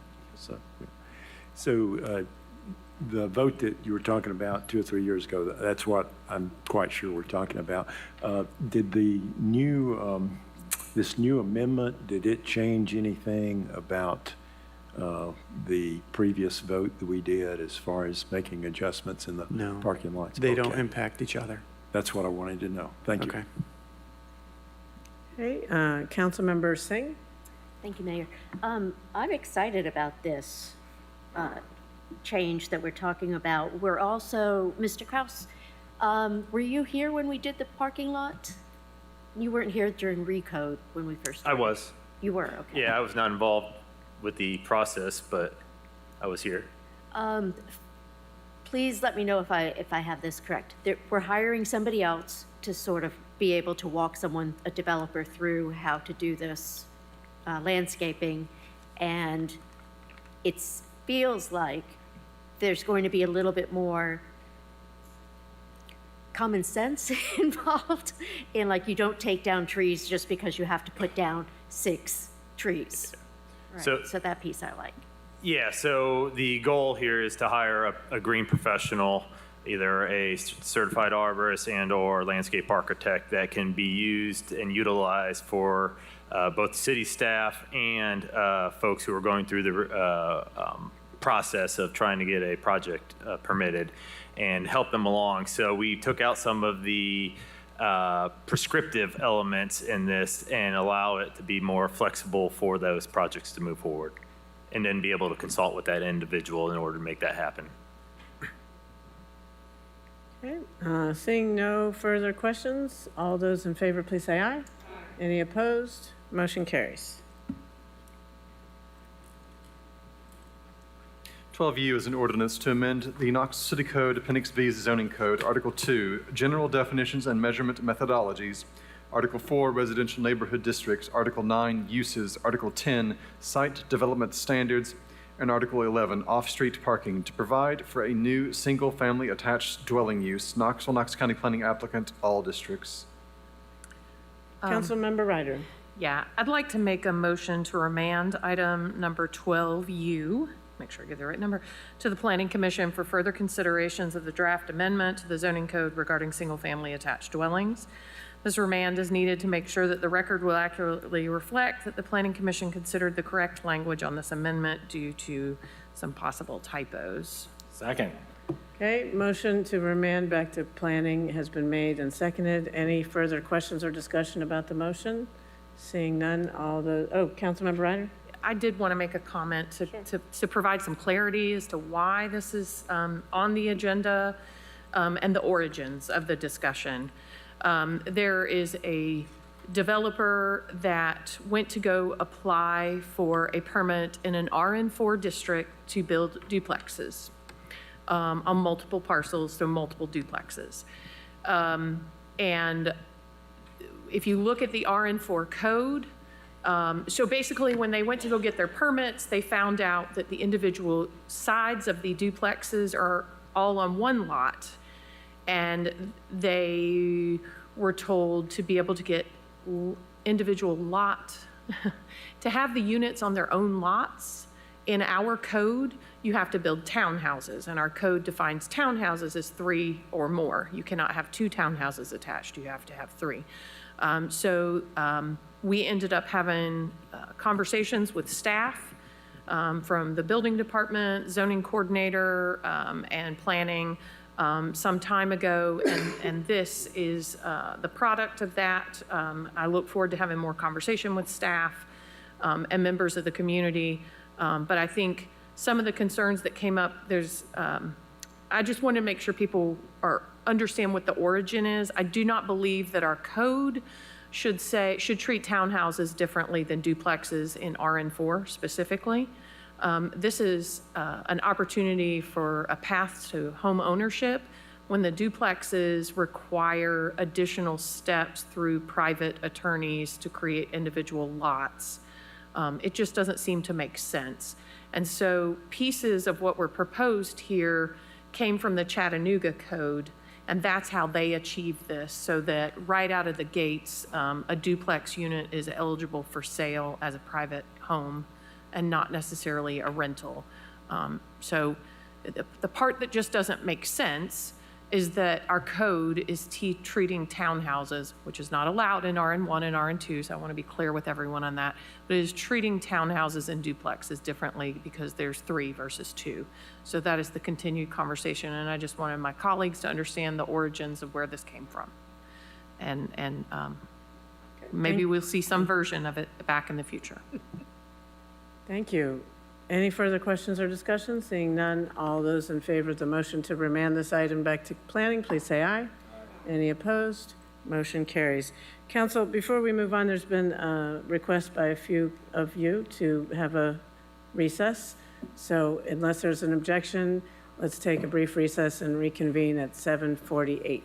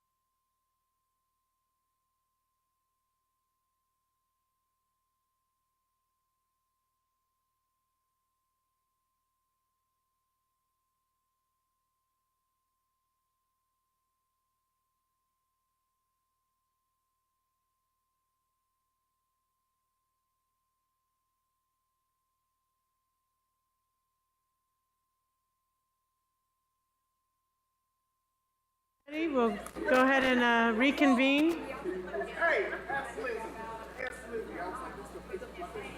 All right, it's 7:49. I'd like to reconvene the meeting. We'll continue with item 12V, as in Victor. Yeah, Yes. they're just, You do. yeah, we do. 12V is an ordinance to amend the Knoxville City Code Appendix B zoning code, Articles 2, 4, and 9, to add sections pertaining to cottage courts, Knoxville, Knox County planning applicant, all districts. Motion made to approve. Is there a second? Second. There's a second, okay. Any questions or discussion? Councilmember Ryder? Yeah, I just wanted to comment. I don't think there's many places we might even see this. I did play with some empty parcels and look to see how it would lay out. It would actually be lower density than many of the other uses that are allowed in RN4 right now. I will comment, and I will make sure to post the link. I've shared it with several staff, and I'm sorry, I should have. I've talked about it before to some of my colleagues. Maybe we were in our retreat or something. But anyway, there's a similar development that I went and visited down in Atlanta when I went to a retreat down there, and it was basically 5 one-bedroom houses. They were smaller homes that met within these that would meet these parameters. And you basically just have kind of, if you think Golden Girls, but they all have their own dwelling, and they have shared yard. It just kind of creates like a cottage development where you have some social interaction. So kind of a different way to lay out townhouses, if you think about it, not having party walls type thing. So it may not be an economical thing. It may be kind of a niche thing that someone chooses to do. And I think there's very few opportunities to do it, but I think it's an interesting thing to add to the code, and we'll see what happens. Okay, Councilmember Thomas. Yes, a quick question for Director Brooks. If I'm reading this correctly, these would only be allowed in RN4, RN5, and RN6 districts. Is that correct? Yes, that is correct. Okay, I just wanted to be clear with that for the public's sake. Thank you. Okay, any further questions or discussion? Seeing none, all those in favor, please say aye. Any opposed? Motion carries. 12W is an ordinance to approve an amendment to the Knoxville City Code Appendix B, Article 17.3, non-conforming lot of record, to enable the development of non-conforming lots of record while ensuring the development remains aligned with the neighborhood in which the lot is located. Knoxville, Knox County planning applicant, all districts. Move to approve. Motion made to approve and seconded. We do have some people signed up to speak in opposition to this. First is Logan Higgins. Mr. Higgins, if you could come up to the podium, state your name and address for the record, and you'll have up to 5 minutes to address council. Thank you. Logan Higgins, 133 South Gay Street. I want to focus on one aspect of this proposed amendment, and I really hope that you all will reconsider this aspect of it. I think other elements of it are different, should be viewed differently and discussed differently than what I would like to talk about. So subsection 2 of this proposal limits all permitted and special uses that are currently allowed on RN lots, on non-conforming lots, removes all of the possible allowed uses and makes it only single-family houses on these existing non-conforming lots. I know that a big part of this discussion is driven by middle housing and the uses on that and non-conforming lots there. I think that it makes sense to have a discussion about what lot size is appropriate for middle housing.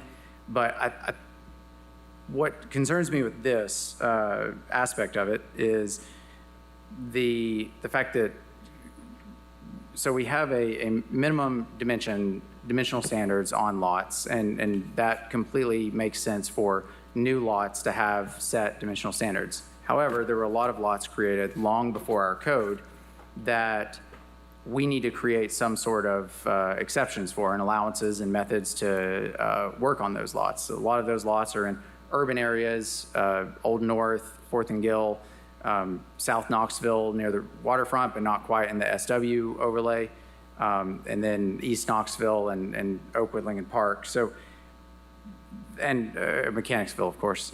So there, lots like this are spread out all over the urban area of the areas of the city where it's more common to see higher density and mix of uses. So to limit these lots down to single-family houses, I don't think is appropriate for a progressive zoning that like we have. And when I read through the examples included in this packet of other cities that have similar zonings, a lot of those talk about how a single-family house at the bare minimum is allowed on these lots.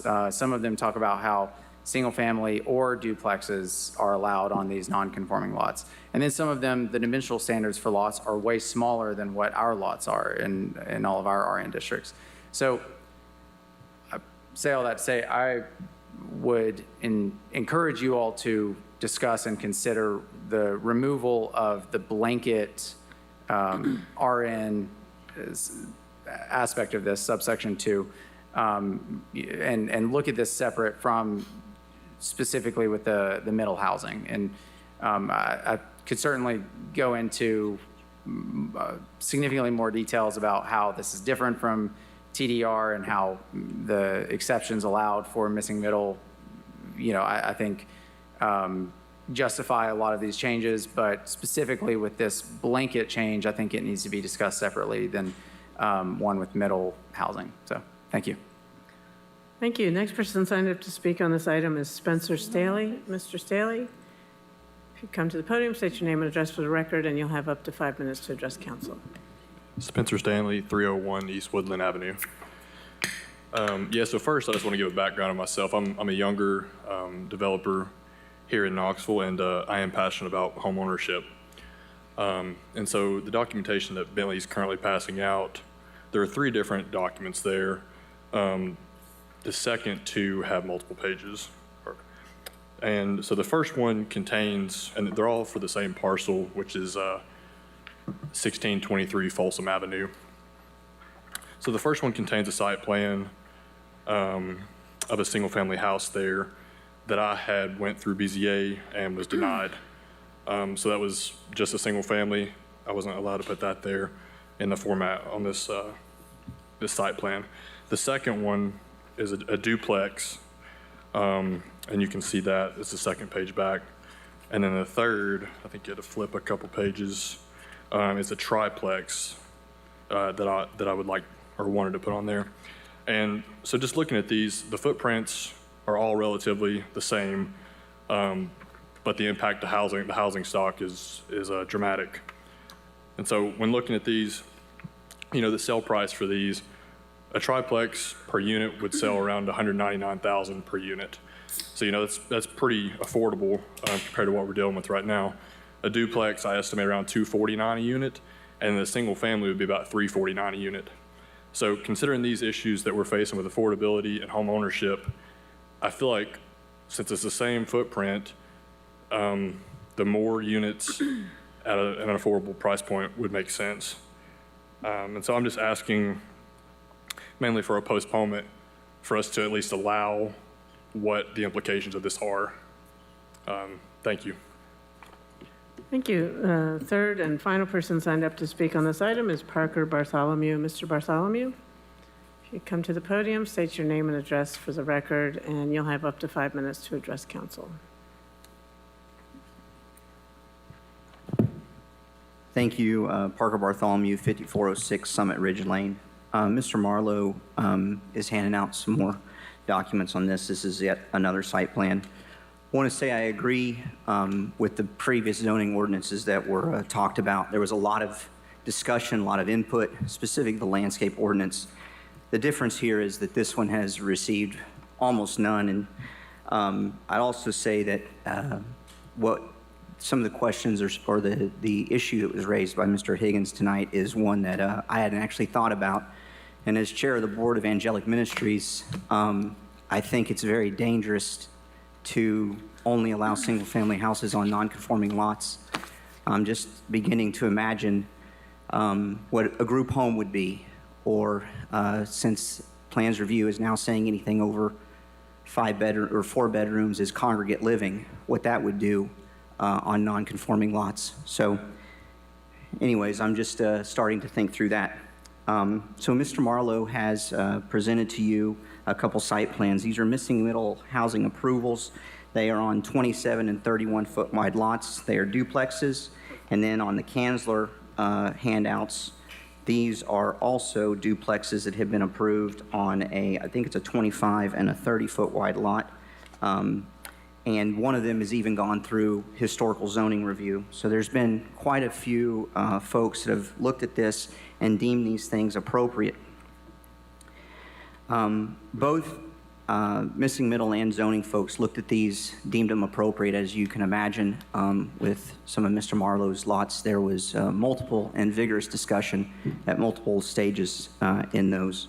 Missing middle specifically removes lot coverage, lot area, and parking, and it makes development possible, like Mr. Stanley mentioned.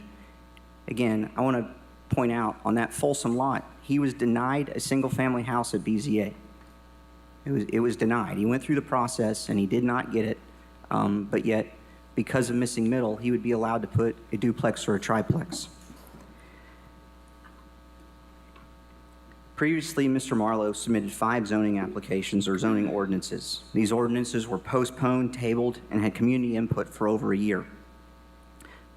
Currently at planning, they're set to review the missing middle ordinance. To pass this ordinance tonight on non-conforming, before the missing middle housing ordinance has been reviewed, is rushing this.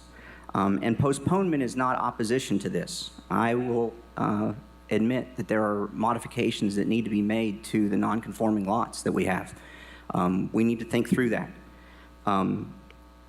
Postponement will allow for community input, transparency, and will result in a better overall modification and code. We asked for these changes. We knew that when the zoning report on missing middle was presented, that non-conforming lots were targeted. We were consistently told that there was nothing ready for review. You can look in your package. I mean, these modifications were made in March. It's dated and time-stamped on the changes. The Plans Review presented a memo in June, and to highlight just the complexity of non-conforming lots.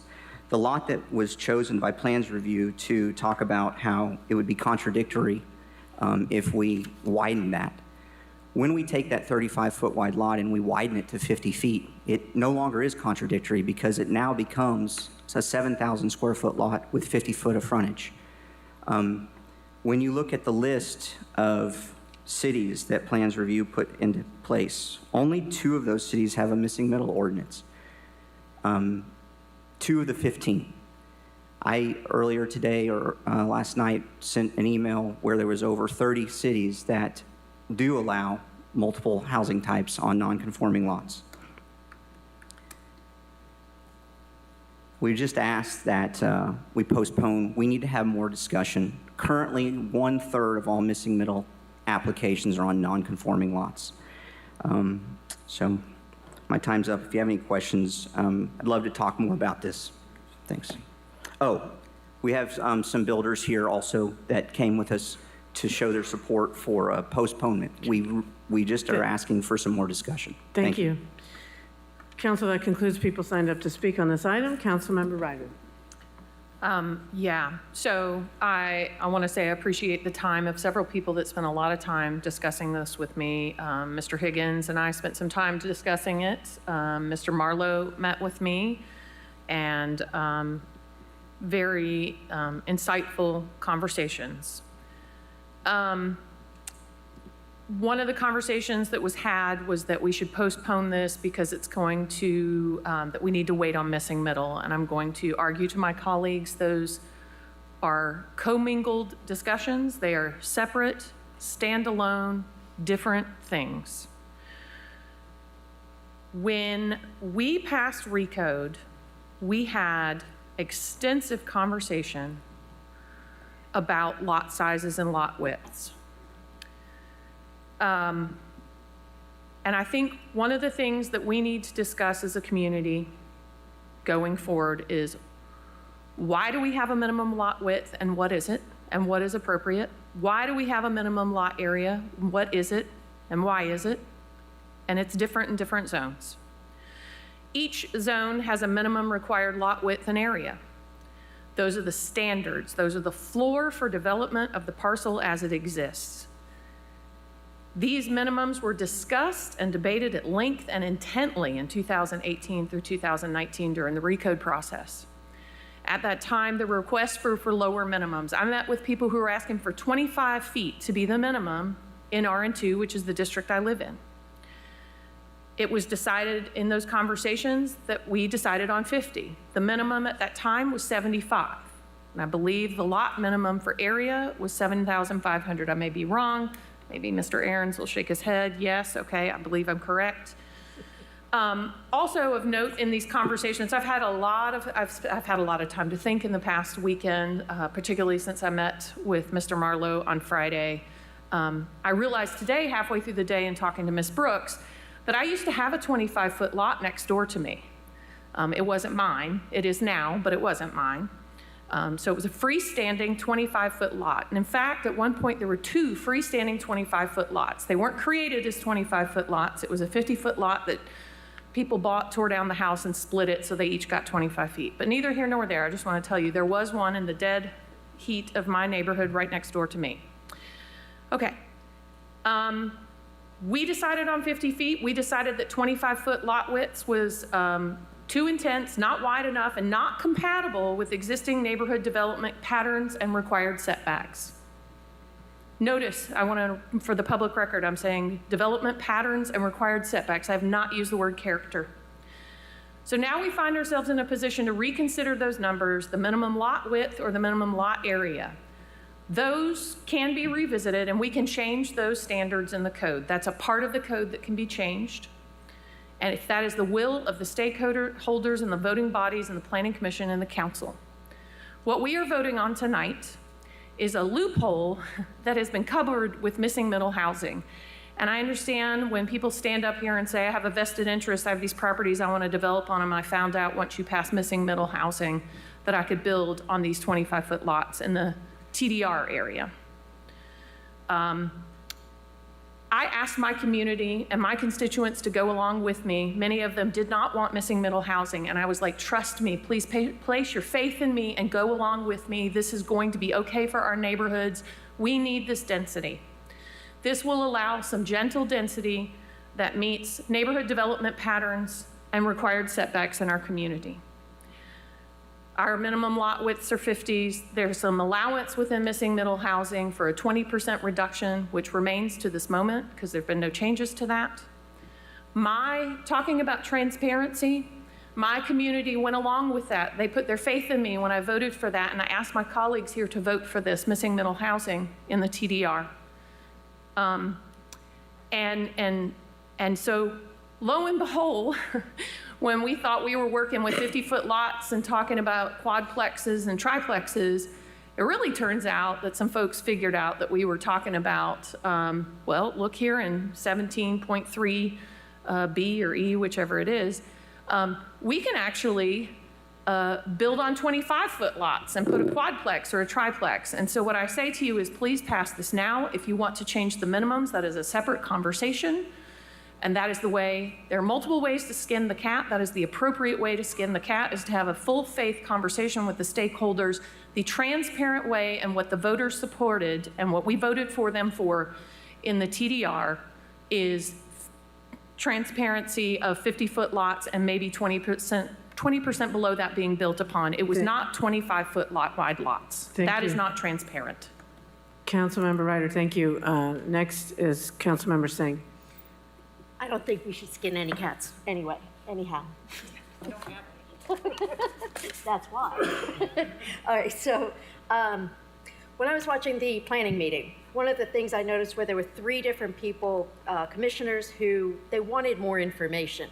And since then, I've reached out, talked to others, and I think there are a lot of commissioners who would like to go back over this and get some more education. This is a volunteer body. They put a lot of time into it. If they're asking us to give them more education because they're not sure of the decision that they made, I would like to respect that. I'd like to make the motion to postpone this or to send this back to planning. Second. Or amend it? Okay, there's a motion on the floor to approve. It's been seconded, so this would be a substitute motion? Yes. A motion to remand, okay. Yes. I'm sorry, what? Yeah. There definitely is Okay, so the motion to, takes priority over the motion to approve, so the lawyers are advising me. So the motion on the floor has been made and seconded to remand this, remand or postpone? Remand. Remand? Send it back.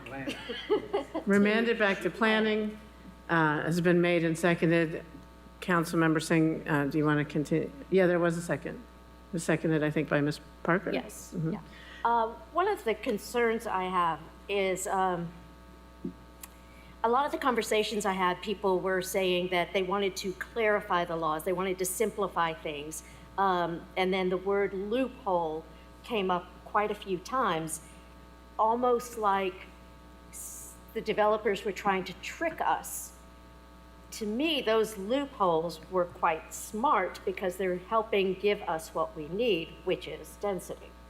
So I don't see that as a bad thing. I see it as a clever way to provide what Knoxville so badly needs. We don't need more single housing, we do. But what we need more is smaller housing. That's what the demand is really for right now. So I'd like to send this back to look at, there are a lot of lots, I think it was 2/3 of the lots that were approved for, and I know it's 2 separate items, the middle housing and this, but 1/3 of the lots were all non-conforming that were approved. So that's a significant number.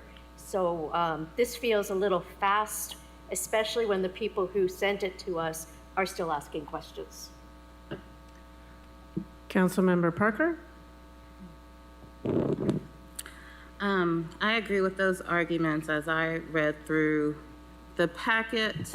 Those arguments made by Councilmember Singh. And also spoke with Mr. Marlowe on Friday about these issues. And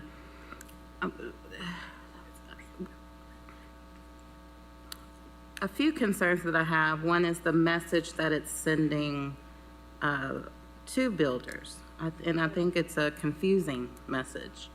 And that's one reason for a postponement, so that we can, or a remand back to planning, so that we can get a little bit more clarity around this.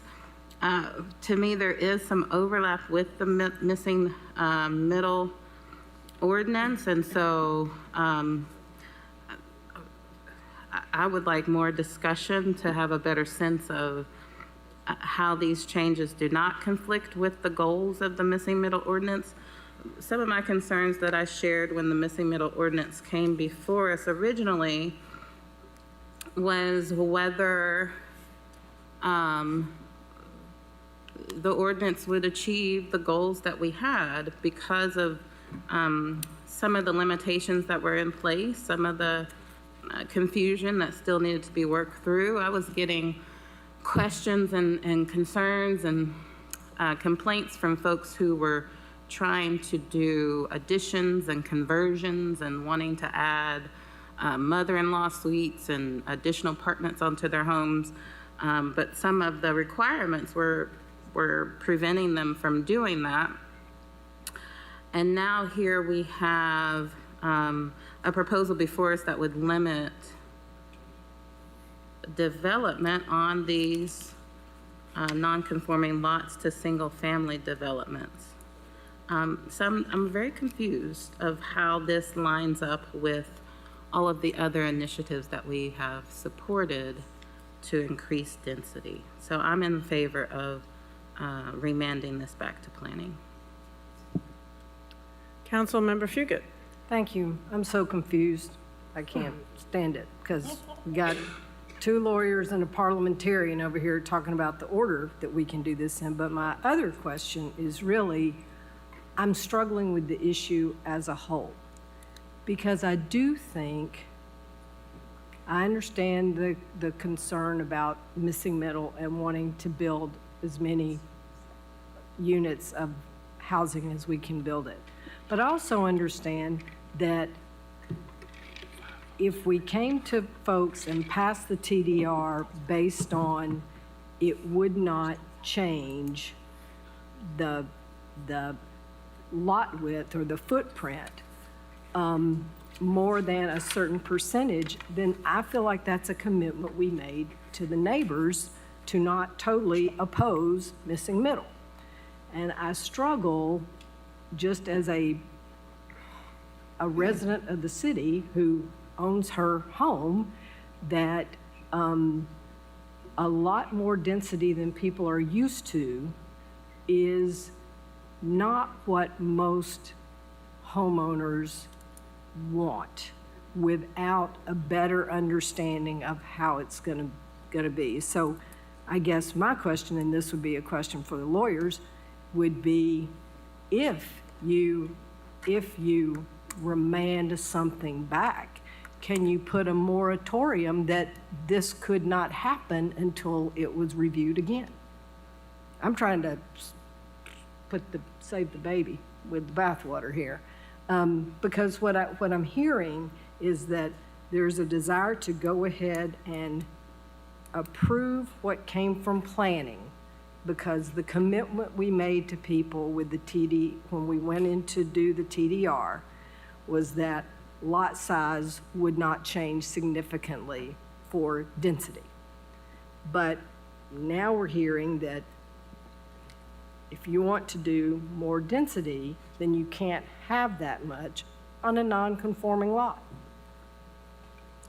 So if we want more discussion about it, and Councilwoman Singh wants to send it back to have it discussed more, but you said it was 3 of the 15 planning commissioners told you that, so the majority was still apparently okay with their decision. How do we prevent more of what we're talking about happening when that's the whole concern, is that we don't want the change? I'm not, y'all are looking at me like I'm crazy, and it makes perfect sense in my head.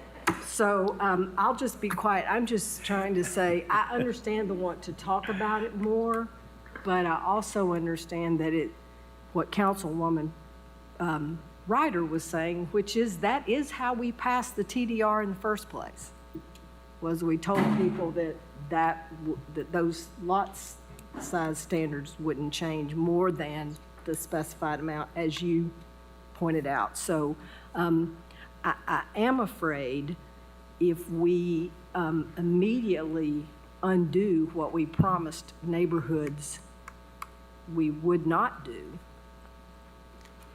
if we change that, then we lose a lot of trust with the neighborhoods about middle housing. That's all. But my question is there any way to restrict if you remand? Mr. Frost? Thank you. Mr. Swanson and I conferred about that because there have been limited circumstances over the years where you mentioned a moratorium. Moratorium cannot be instituted tonight. Moratorium has to go on a council agenda and be voted on because it has to give members of the public an opportunity to consider it and speak for it or against it. And also a moratorium can generally be of a limited length. It can't be the effect of a denial. So I respectfully, I don't think council can do a moratorium tonight.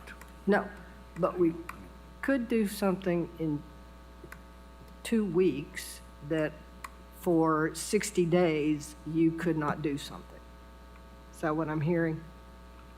If you put a moratorium, like when we did the scooters, like you can't do scooters while we study it for 6 months or whatever, Up to, up to a certain number of days. you know, yeah. I'm just hypothetical. Hypothetical, and, you know, I think if you're looking at a time frame, Councilmember Few, you need to confer with MPC's or Right, Planning's Executive right. Director to see if they can get done what they need, because they have public notice and a process to go through as well. Right.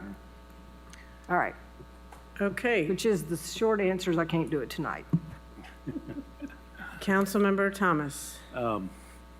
Yeah, I think this goes further back than the TDR. I think it actually goes back, this issue goes back to Recode. And I remember a lot of discussion in Recode was about, for example, a lot of my district was just this random zoning of different zones where people couldn't predict what kind of environment they would live in eventually if they moved into neighborhood. And what Recode did was stabilize it. The majority of it was RN2. And people could buy a lot more confidently. It did stabilize the neighborhood. RN2 with the infield guidelines, I'm seeing single-family residences going up in my neighborhood all the time. And they harmonize with the neighborhood. Nobody's complaining. The guidelines are very similar to what's there. They're very tasteful and they look good. They're reasonably affordable. I say reasonably in this day and age. So a lot of this, as far as how much density we wanted in a particular neighborhood to stabilize that neighborhood, was done during Recode. Now, TDR was a stretched into that, and I can identify with the comments made by Councilperson Lawyer, because I had a lot of concerns about adding more density after we had gone through Recode and people pretty much had an understanding. But I voted for the missing middle, and my neighbors were of the understanding this will be density that will be compatible. It won't be overwhelming. But what we've got here, we've got non-conforming lots that were actually too small to build a single-family residence on. And now there is a, well, loophole, I guess I'll use that word, but there was a space there where even though the lots were too small to build a one-family residence, you could allow duplexes and triplexes in it. So I think that needed to be addressed. And the Planning Commission basically, and I think they got it right, or the planning staff said the proposed ordinance amendments is intended to enable development of non-conforming lots while ensuring the development remains aligned with the neighborhood in which it's located. And so I think that's what you're doing, and I think you did a good job with it. Now, the idea that there was some of the commissioners that are having second thoughts about that, and I get that, and we're not tied to the commissioners' votes anyway, but I did notice the vote, it was 15-0. So I'm wondering if those commissioners didn't feel like they had enough information at the time of the vote, they could have voted no, or they could have abstained.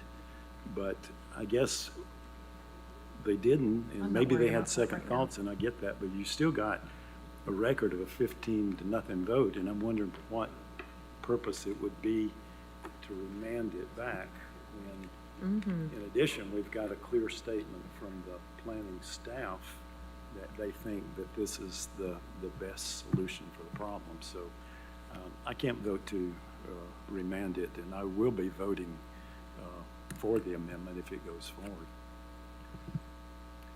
Okay, just a reminder, this is just first reading, so just wanted to remind council of that. Councilmember Ryder. Yeah, Mr. Ahrens, I'd like to call on you and ask you a question. If I have a non-conforming lot, let's just go with RN2. If I have a non-conforming lot with this in place, so let's say my lot is, let's go with 25 feet or 36 feet. I don't know, pick a number. I can, this as the code stands right now, I can get a permit. Yes, ma'am. How about if I have a conforming lot? My lot is 50 foot as the district requires. Can I get, I have a 50-foot lot, but I have 5,000 square feet because I have a short lot. 50 foot by, I don't know, 100 or something. It's conforming. It's not non-conforming. So this code doesn't apply to it. And I say, I'd like to build a duplex there. And it's not in the TDR. It's not missing middle. Can I get my duplex? I don't have my square footage. The code does not allow you to get a duplex on that conforming lot. So I'm penalized by having a conforming lot, but I'm not penalized if I have a non-conforming lot, the way the code is currently written? The way I read 17.3B, you are correct. Okay, thank you. Here's the thing. This was debated at Planning Commission. It was staff recommendation to pass it. It was voted and passed to us 15-0. And not one single commissioner has told me that they're opposed to it. What I'm all fired up about is I met with Mr. Marlowe, and no offense, it's not personal. I met with you and Maria McHale and didn't know what to expect and didn't know what was going to come of it. And I processed all weekend long, and it was actually today that I woke up furious. I was like, what in the hell have we done? We have actually passed something that allows a triplex, not in the character with my neighborhood, not at all what my neighbors believed in, not at all what people thought we were doing. And I asked them to come along. And it's my understanding, Mr. Marlowe, you already have applications in for all of these projects. In the hopper, is that correct? Mr. Marlowe, if you could state your name and address for the record as you answer Councilmember Ryder's question. Bentley Marlowe, 322 Douglas Avenue, 37921. I have submitted numerous projects, yes, to take advantage of the newly enacted Tennessee Property Rights Vesting Act. Okay, so you have several in like 25-foot, 30-something foot wide lots. Yes, 25 and 30-foot lots are pretty predominant in Mechanicsville, and I purchased many of those from KCDC after having received middle housing approval on some 25 and 27 and 30-foot wide lots previously. Right. Okay, appreciate it. I got a minute and 40-some left. So I just want to point out to my colleagues, I had extensive discussion with Mr. Higgins about this, and he pointed out lots that are maybe 48 feet wide. So this non-conforming part would help them because they're, 2 feet shy, not in the TDR. I went back and had some conversation with Ms. Brooks about that. And the issue at hand is, and this is what Commissioner Gill eloquently stated if you went and watched the Planning Commission, which is the question at hand is not, and this is about transparency to the community and the voters and the people that live in these neighborhoods. The question at hand is 50 feet the correct width for the lots that we arrived on during 2018, 2019. We made a jump from 75 to 50. It's not, do we allow anybody who's non-conforming to get a permit because they meet the criteria of 17.3B and their non-conforming width and non-conforming area, but if you're one and not the other, you don't, you see. So this is something that needs to be cleaned up, and the conversation that I believe people in the building department, Ms. Brooks, Mr. Barry, you guys have done some analysis, I understand, of lot widths and what the norms and the standards are and what they are in other cities, I believe. Is that correct? And that is a discussion that we might have with the public and our communities in the future. Okay. What I will say to... Director Brooks nodded her head. Yes, that is an affirmative yes. Okay, this is a discussion, and that is where the changes need to happen, is with the width and the area. And I have no more time. I'm not sure who had their light on first, Ms. Parker or Ms. Singh. So, Ms. Parker, you want to go first, and then we'll go to Ms. Singh. Actually, some follow-up questions for Mr. Marlowe. Because I do remember the properties that came before us in Mechanicsville, and we did approve, I believe there were duplexes that moved forward. But essentially, they were non-conforming lots that were allowed to have the development that we're now considering not allowing moving forward. Yes, so 519 Douglas is a non-conforming lot that came through special use. I was able to get a special use, which requires a trip to Planning Commission, a Planning Commission vote, and it comes to you all for 2 votes. And I have a permit ready to issue for that duplex on a non-conforming lot. Then I've also had middle housing duplex permits ready for issue and approvals on 2 other non-conforming lots on the same street that went through without any real issue. What I think you might be referring to is last summer or fall, September-ish maybe, I had 2 non-conforming lots that were being rezoned. Planning Commission voted to upzone them to RN4. And when we got here, one of them you guys ratified, and it is now RN4, and one of them you guys did not ratify, and it is still RN2.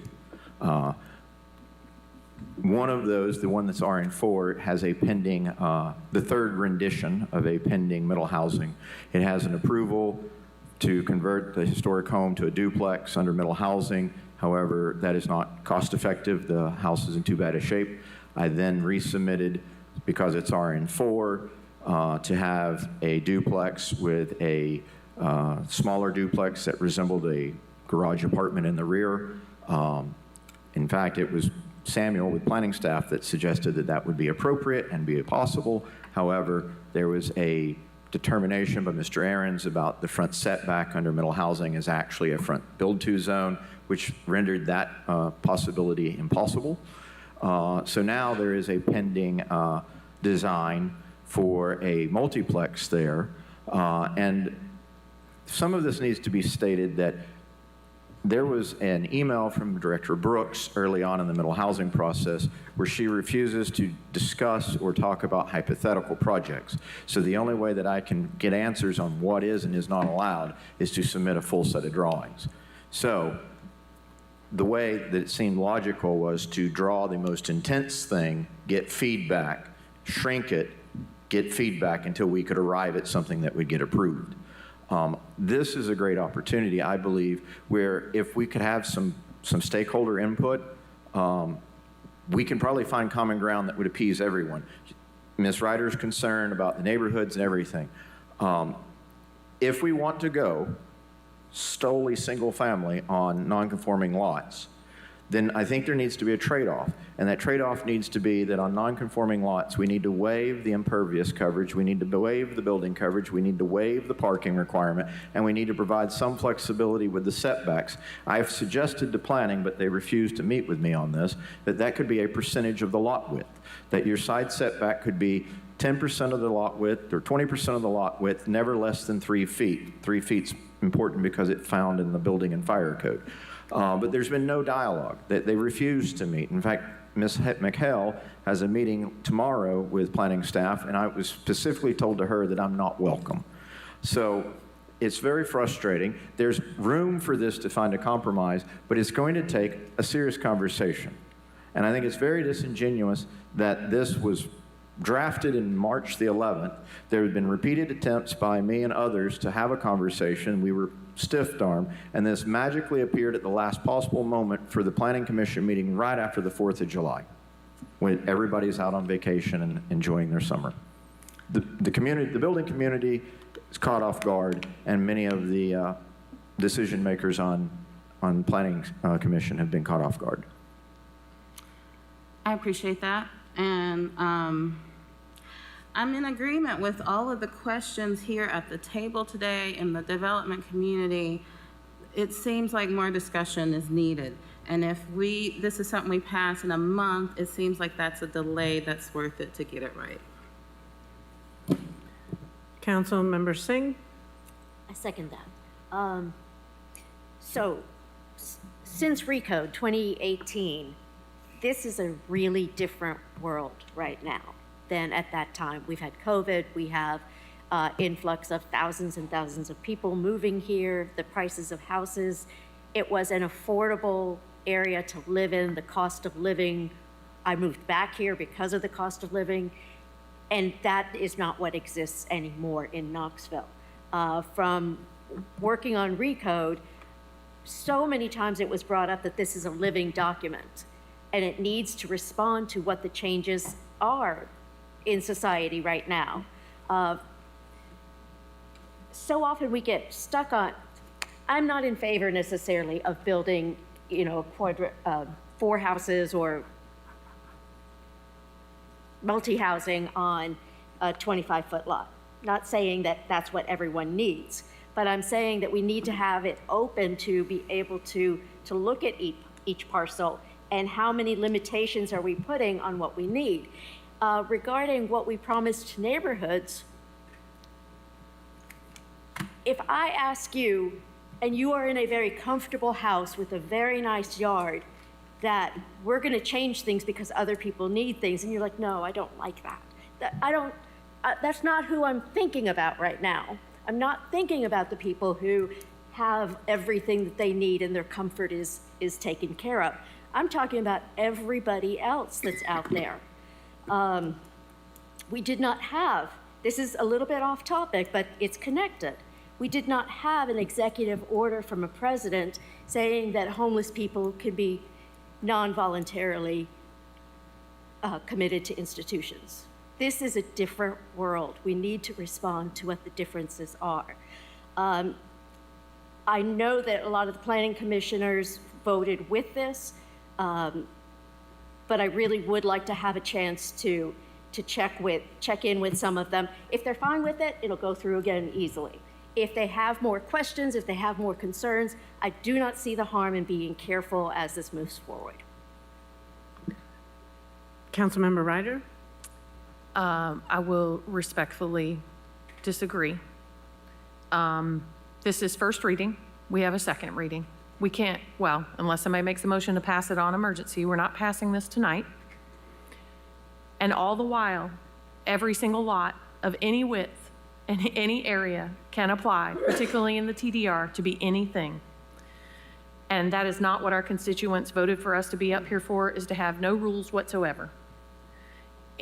No matter what's happening at the federal government or in Europe or anywhere else, if we are going to decide as a community not to have lot widths and not to have lot areas, that is a separate conversation. And so this is not what our communities expected. And respectfully, I live in those neighborhoods on those small lots, and I did not know until Mr. Marlowe pointed it out to me that if I did not own that 25-foot lot, that he could own that 25-foot lot and put a triplex on it. What news to me. What a shock and surprise. Charlie, did you know that if I owned a 25-foot lot next to you, I could build a triplex? Because, sorry, Councilman Thomas, I bet you'd be shocked if I showed up and did that. And the issue is that I don't believe that Mr. Ahrens or Ms. Lanoy can deny me of that if I apply for it. So we're not going to pass it tonight. And we have created something of our own making, apparently. And I'm asking for support for my neighborhoods and my communities that are in the TDR, and that we look at another way to address the width in the area. We will not refer to it as skinning a cat, in defense of the cats that do not like that, and the people who love the cats. We will skin the poodle a different way. If that makes you happier.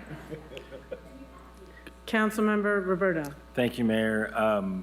I think that in this discussion, we have really, identified the loophole that is being attempted to be closed here.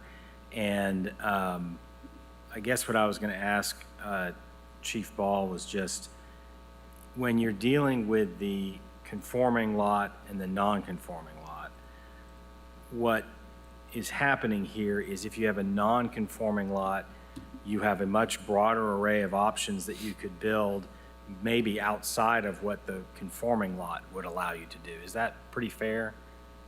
I think that Mr. Brian Berry provided a memo directly to Planning Commission that I also forwarded out to City Council that addresses an exact example in Knoxville of that very thing. Yes. Okay.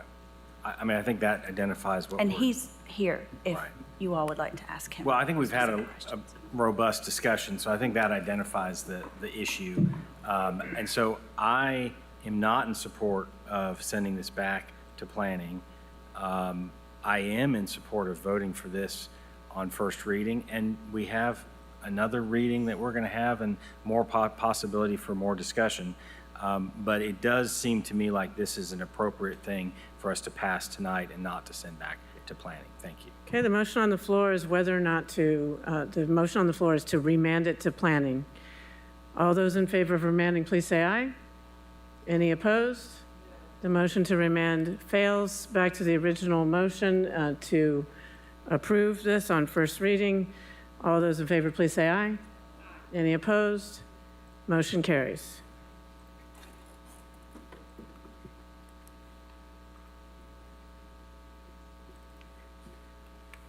X is an ordinance to change the base zoning classification of a portion of property located at 0 Keck Road from AG District to RN1 District, leaving all special purpose and overlay districts unchanged. Knoxville Real Estate Management LLC applicant, 3rd District. Motion made to approve and seconded. Council members, there is one person who signed up to speak in opposition to this item.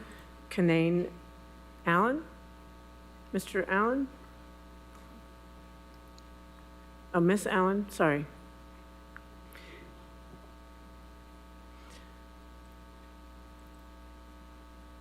If you could come to the podium, please state your name and address for the record, and you'll have up to 5 minutes to address council. Okay. Good evening, council members. My name is Kanan Allen, and I live at 6714 Keck Road. I am here tonight representing my neighbors to respectfully ask that you vote against the proposed rezoning of 0 Keck Road from agricultural to residential neighborhood 1. This isn't just about a zoning label, it's about protecting the integrity and livability of our street. The property being zoned ag preserves the low intensity, open, rural feel of this part of our city. This type of zoning allows for low density land use, large lots, and minimal impact on surrounding infrastructure. It's perfectly aligned with our very narrow and quiet road. Changing the zoning to RN1, designed for single-family neighborhoods with relatively large lot widths, allows for higher density than ag zoning. It permits additional residential uses not currently allowed in ag, including two-family dwellings by special use, according to the Knoxville Zoning Code, Article 4, Section 4.4. That may sound like a modest change, but in practice, it would significantly alter the rhythm and feel of our street. This road is exceptionally narrow, and it was not designed to support the density that RN1 allows. There's very limited visibility, no shoulders to pull off to, and only 15 feet of shared road space for passing cars. Increasing the number of dwellings along this stretch of road would bring more cars and congestion and more safety risks, especially for the children that live on the street, including my own. According to Knoxville subdivision regulations, local streets are required to have a minimum right-of-way of 50 feet and a minimum pavement width of 26 feet to safely accommodate residential development. However, our street does not meet these standards at 15 feet of pavement width within a right-of-way that varies from 30 feet to 38 feet, making it ill-suited for the increased traffic. Once RN1 is granted for one parcel, it sets a precedent and others will follow. And soon a street that has long been defined by its green space, low density, and community feel could slowly be transformed by developmental pressure. We understand that growth is necessary and we support thoughtful strategic development, but rezoning this property is not thoughtful nor strategic. It risks damaging what makes our street in the city of Knoxville so special in the first place. Ag zoning works here, and it reflects how the land has been used for decades. It fits the narrow road, the large lots, and the quiet way of life that we have built, and RN1 does not. We ask you to uphold the zoning standards that are already in place, standards that serve a clear purpose in keeping lower density areas stable and safe. We ask that you listen to the people who live here, the ones who will have to deal with the long-term consequences of this decision. We love our street, and we are not against development. We are against incompatible development. And we believe this rezoning is simply not compatible with the land, the road, or the community. I also encourage this council to read Planning Commission action and disposition on this matter that clearly states to deny the rezoning. Based on the following, it states, rezoning this property could be in conflict with the General Plan's Development Policy 9.4 to avoid locating residences or other noise-sensitive land uses in locations that will be subject to excessive noise. The subject property's proximity to a large tract of industrial zoning could create a nuisance for future residents. It also states that RN1 zoning could conflict with Developmental Policy 9.3 to ensure that the context of new development, including scale and compatibility, does not impact existing neighborhoods and communities. 5 new homes could be permitted by right according to the RN1 minimum lot size standards, and that increase in traffic at this bend in a narrow road could impact traffic safely. The City Council is charged with making zoning decisions that balance growth and preservation of the community values. Members are stewards of responsible development and prioritizing the voices and well-being of the residents in their district and the city at large. Please vote no to the rezoning request, and thank you for your time and service. Thank you, Council. That concludes the people who've signed up to speak on this. I do want to let you know that the applicant is present should you have any questions for the applicant. Councilmember Singh. Thank you. It is a beautiful neighborhood. Where'd you go? Kanan. It's a beautiful neighborhood. We met out there, and we met right at the curve that I think is a really dangerous spot. The whole road cannot accommodate a whole lot of density at all. What the developer wants to do, and I guess I'll ask Javante to come up, could you please tell us what your plans are and the details about the acreage, what you want to rezone, what you don't want to rezone, and yeah, your plans. Javante, 3901 Ashford Highway. I agree that the road is narrow. That's why I didn't try to rezone the whole 6.5 acres, only 1 acre. And I plan to build 4 single-family homes, all 3 100 wide lots, frontage, and leave the other 5 as agriculture. So it's almost 7 acres altogether, a little bit less than that, and you're Yes. just rezoning 1.38. Yes, And then you plan to live on the 5 acres and keep it agricultural. yes, So that's not a whole lot of density. I do think you need to do some planning on the site Yes. with driveways and stuff. yes.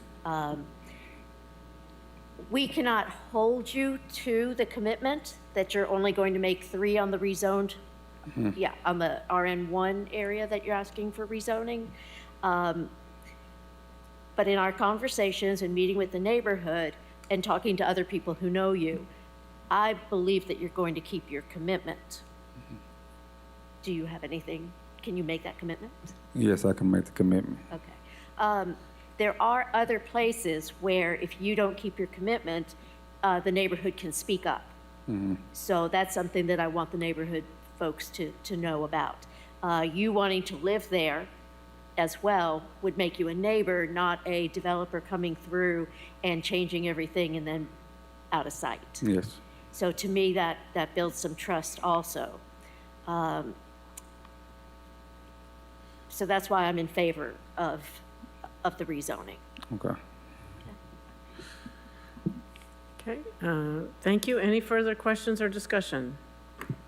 Councilmember Thomas. Yeah, just briefly, I have reviewed this, and there does seem to be some problems with the criteria, and also everyone's agreeing that that road is not going to accommodate much more density, and it may not even be safely be able to accommodate what it has now. So I'm going to vote no on this one. Okay, any further questions or discussion? Seeing none, all those in favor, please say aye. Any opposed? Motion carries.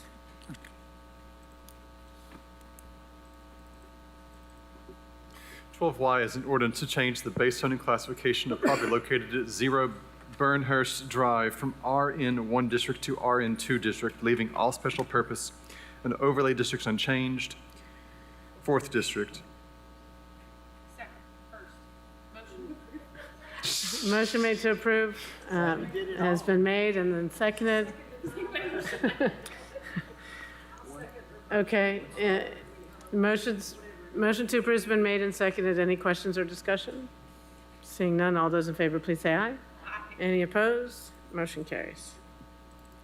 12Z is an ordinance approving the request of Savannah Reyes Dixon for an amendment to the Northwest City Sector Plan from low-density residential to medium-density residential for 4 properties located at 0308 314 and 0 West Inskip Drive, leaving all special purpose and land use classifications unchanged. 5th district. Yes, Mayor, there's 3 items here that are of this similar discussion topics and the same parcel, and I would like to consolidate them for purpose of a vote and discussion. It's 12Z, 12AA, and 12AB. Okay, motion's been made to consolidate the next 3 items. Any questions or discussion on the motion to consolidate? Seeing none, all those in favor, please say aye. Any opposed? Motion to consolidate carries. Back to the, was there a motion to approve? There is now, Okay. yes. Okay. Okay, motion to approve has been made and seconded. Any questions or discussion on the motion before you? Seeing none, all those in favor, please say aye. Any opposed? Motion carries.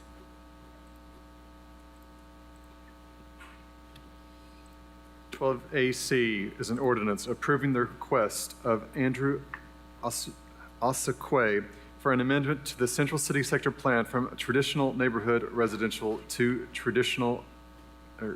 to neighborhood commercial for property located at 1108 Beaumont Avenue, 6th District. Motion made to approve and seconded. Any questions or discussion? Seeing none, all those in favor, please say aye. Any opposed? Motion carries. 12AD is an ordinance approving the request of Andrew Osakwe for a 1-year plan amendment from traditional neighborhood residential to neighborhood commercial for property located at 1108 Beaumont Avenue, 6th District. Motion made to approve and seconded. A motion to combine 12AD and 12AE as they're the same parcel. Okay, motion made to consolidate the next 2 items has been made and seconded. Any questions about the motion to consolidate? Seeing none, all those in favor, please say aye. Any opposed? Motion carries. Back to the original, the consolidated motion has been, a motion's been made to approve and seconded. Any questions about the motion on the floor? Seeing none, all those in favor, please say aye. Any opposed? Motion carries. 12AF is an ordinance approving, or we've already considered that one. Next 3 Yes, are ma'am. postponed. 12AI is an ordinance to add the H District zoning classification to property located at 2515 North Central Street and to adopt the proposed design guidelines for the property, leaving the base zoning classification unchanged. Patricia Craig, applicant, 5th District. Move to approve. Motion made to approve and seconded. Any questions or discussion? Councilmember Thomas. Yes, just kudos to Ms. Craig for initiating efforts to help preserve the historic character of the neighborhood. Appreciate that. Thank you. Okay, thank you. Seeing no further discussion, all those in favor, please say aye. Any opposed? Motion carries. 12AJ is an ordinance approving the request of Brian Ewers for an amendment to the North City Sector Plan from light industrial to community commercial for a portion of property located at 5552 Washington Pike, 4th District. Motion made to approve and seconded. Any questions or discussion? Seeing none, all those in favor, please say aye. Any opposed? Motion carries. Could I make a motion to combine, so sorry. AK and AL. You should have done it. AJ, AK, and AL. I think we already approved AJ, so, Okay, AK and AL, sorry. okay. Motion has been made to consolidate items AK and AL. It has been made and seconded. Any questions on the motion to consolidate? Seeing none, all those in favor, please say aye on the motion to consolidate. Any opposed? Okay, the motion to consolidate carries. Back to the original motion to approve the consolidated K and AL. Any more questions or discussion on that? Seeing none, all those in favor, please say aye. Any opposed? Motion carries. 12AM is an ordinance to change the base zoning classification of property located at 3950 Linden Avenue from CG2 District to RN4 District. Reginald Bell, applicant, 6th District.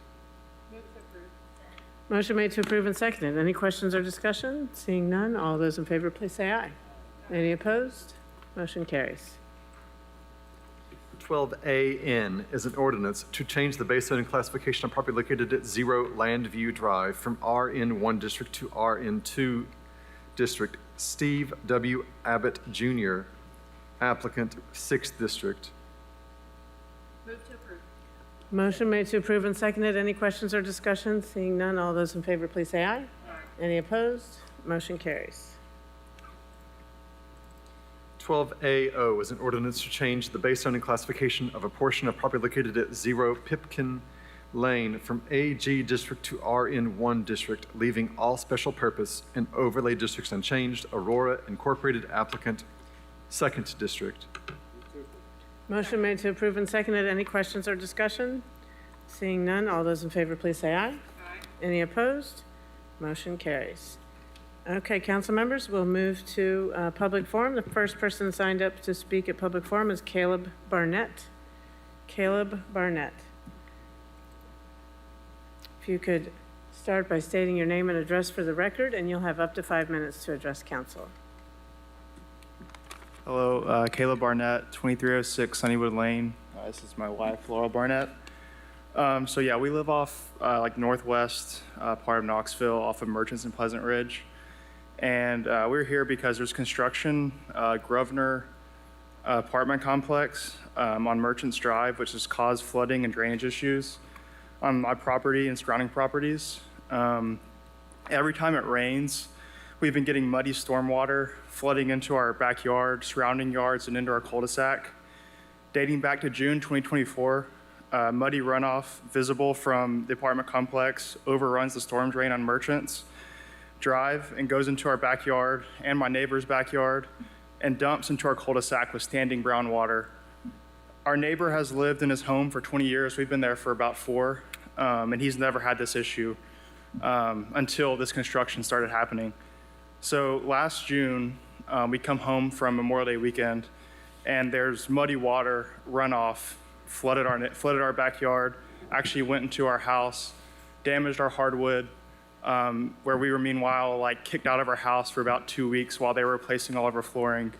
So this has been happening for about a year. We've been in contact with Noah Jarnigan, who's a stormwater inspector, Robert Jones, stormwater management. We haven't been able to find any solution. We've been in contact with Empire Construction, who's in charge of the construction company that's running the apartment complex. And they've basically told us that the erosion control is at the city specs, that we basically need to talk to the city.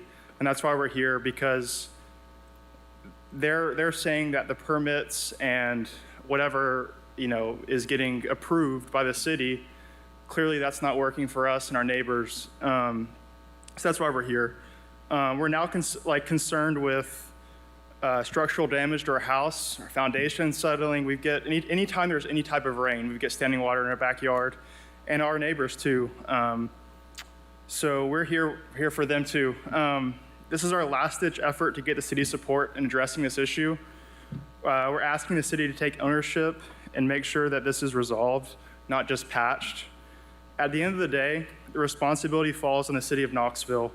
The city approved the plans, issued the permits, and is the one with the authority to enforce compliance.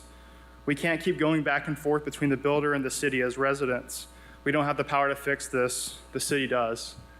So my wife also has a couple things to say too. She's on the list, but I have some time, so if it's okay, she can go ahead. Thank you, Mr. Barnett. We'll just start the clock over and give your wife her own 5 minutes. Sure. She can use as much or as little of that as she wants. If you could start by stating your name and address for the record, please. My name is Laurel Barnett. My address is 2306 Sunnywood Lane, 37912. And like my husband stated, this has been going on for over a year. And whenever this first started and we called the city to get some help, you could see the brown water coming from the apartment complex because it's on elevated ground above Merchants, onto Merchants, and then into our backyard, our home, a neighbor's home. And it has continued to do that for over a year. And whatever the city has attempted to fix, I think that there's been some problem solving of this. It's not working, and nothing has changed for us. We have to keep sandbags aligning our backyard because we're worried about the structure of our home because of the flooding. And, we are patient. This has been over a year of us trying to reach out and get somebody to help us. So we're just hoping here tonight that one of you guys or some of you guys can give us some information or some help because we're really concerned and frustrated with the outcome of what's happening. Thank you. Thank you. I would ask you to please speak to Mr. Tom Clabo, our Director of Engineering, at the end of the meeting. We have 2 more public speakers, but at that time, Mr. Clabo will take some notes and try to address it as soon as we can. Okay, thank you. Next on public forum is Jeff Tallman. Mr. Tallman? Thank you, Mayor. Members of council, just some comments.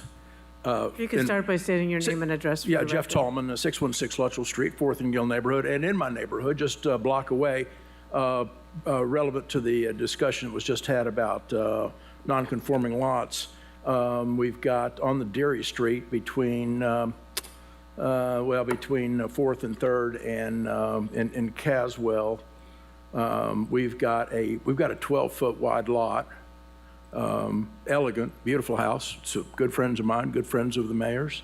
We've got 40 foot, 40 foot, 40 foot, 30, 30, 21, 29, 35, 35. And on a 100 by 100 foot lot, we've got 28 units in a very elegant apartment complex. Councilwoman Singh, you're right on the money. Either we're serious about a housing crisis or we're not. I mean, it's okay if we're not, but at least that's what we need to communicate to the public. I was totally on board with Recode, went to meetings. Gerald is a friend of mine. I'm still in touch with him. But the reality is these sorts of properties, if you were to propose them, the neighbors would spontaneously combust. Oh, no, we can't have that. But if you were to drive by and look at it, I encourage everybody to do on that 2-block section of Deary Street, it's perfectly elegant. That's what an urban fabric looks like. So anyway, I appreciate the discussion. On the budgeting question, I think there's a mistake to think that somehow, I think people have a tendency to think in terms of zero-sum game politics, that somehow emboldening council regarding budgeting somehow diminishes the executive. And I don't see it that way. You look at the history of great legislators in the United States Congress, you will see people who are very bold, very articulate in terms of the defense of the prerogatives of the legislative body. That doesn't come necessarily at the expense of the executive. It just means that there's a structural tension that needs to be respected and understood. And arguably, if there's big initiatives, by having this input, civic vitality on the legislative side, it makes large things happen with broad-based support in the community. If you look at the civic vitality in Knoxville with who shows up for elections, and by the way, thank you, Councilman Roberto, for bringing to the attention of the public that early voting starts tomorrow. I'm on the ballot, and I look forward to having the chance to join this body soon. Turnout's abysmal. It's pathetic, you know, and I think Knoxville sometimes can be a cheat drunk of self-congratulations in terms of its civic vitality, and we can get the Baker School to give us an award or whatever. No, no, no, no. We have so few people participating, and I think the reason why is we make it boring. And I think it's I'm the sort of person that likes C-SPAN reruns. I like the Lincoln-Douglas debate of 1858. Civic engagement is rewarding in and of itself. So my view is to move forward with a charter amendment. You know, get out of the weeds on the hall of mirrors of what's possible or whatever.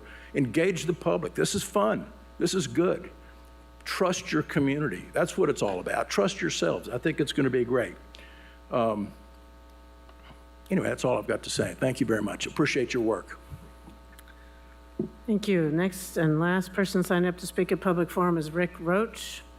Mr. Roach? Is Rick Roach present? I don't see him. Without objection, this meeting is adjourned.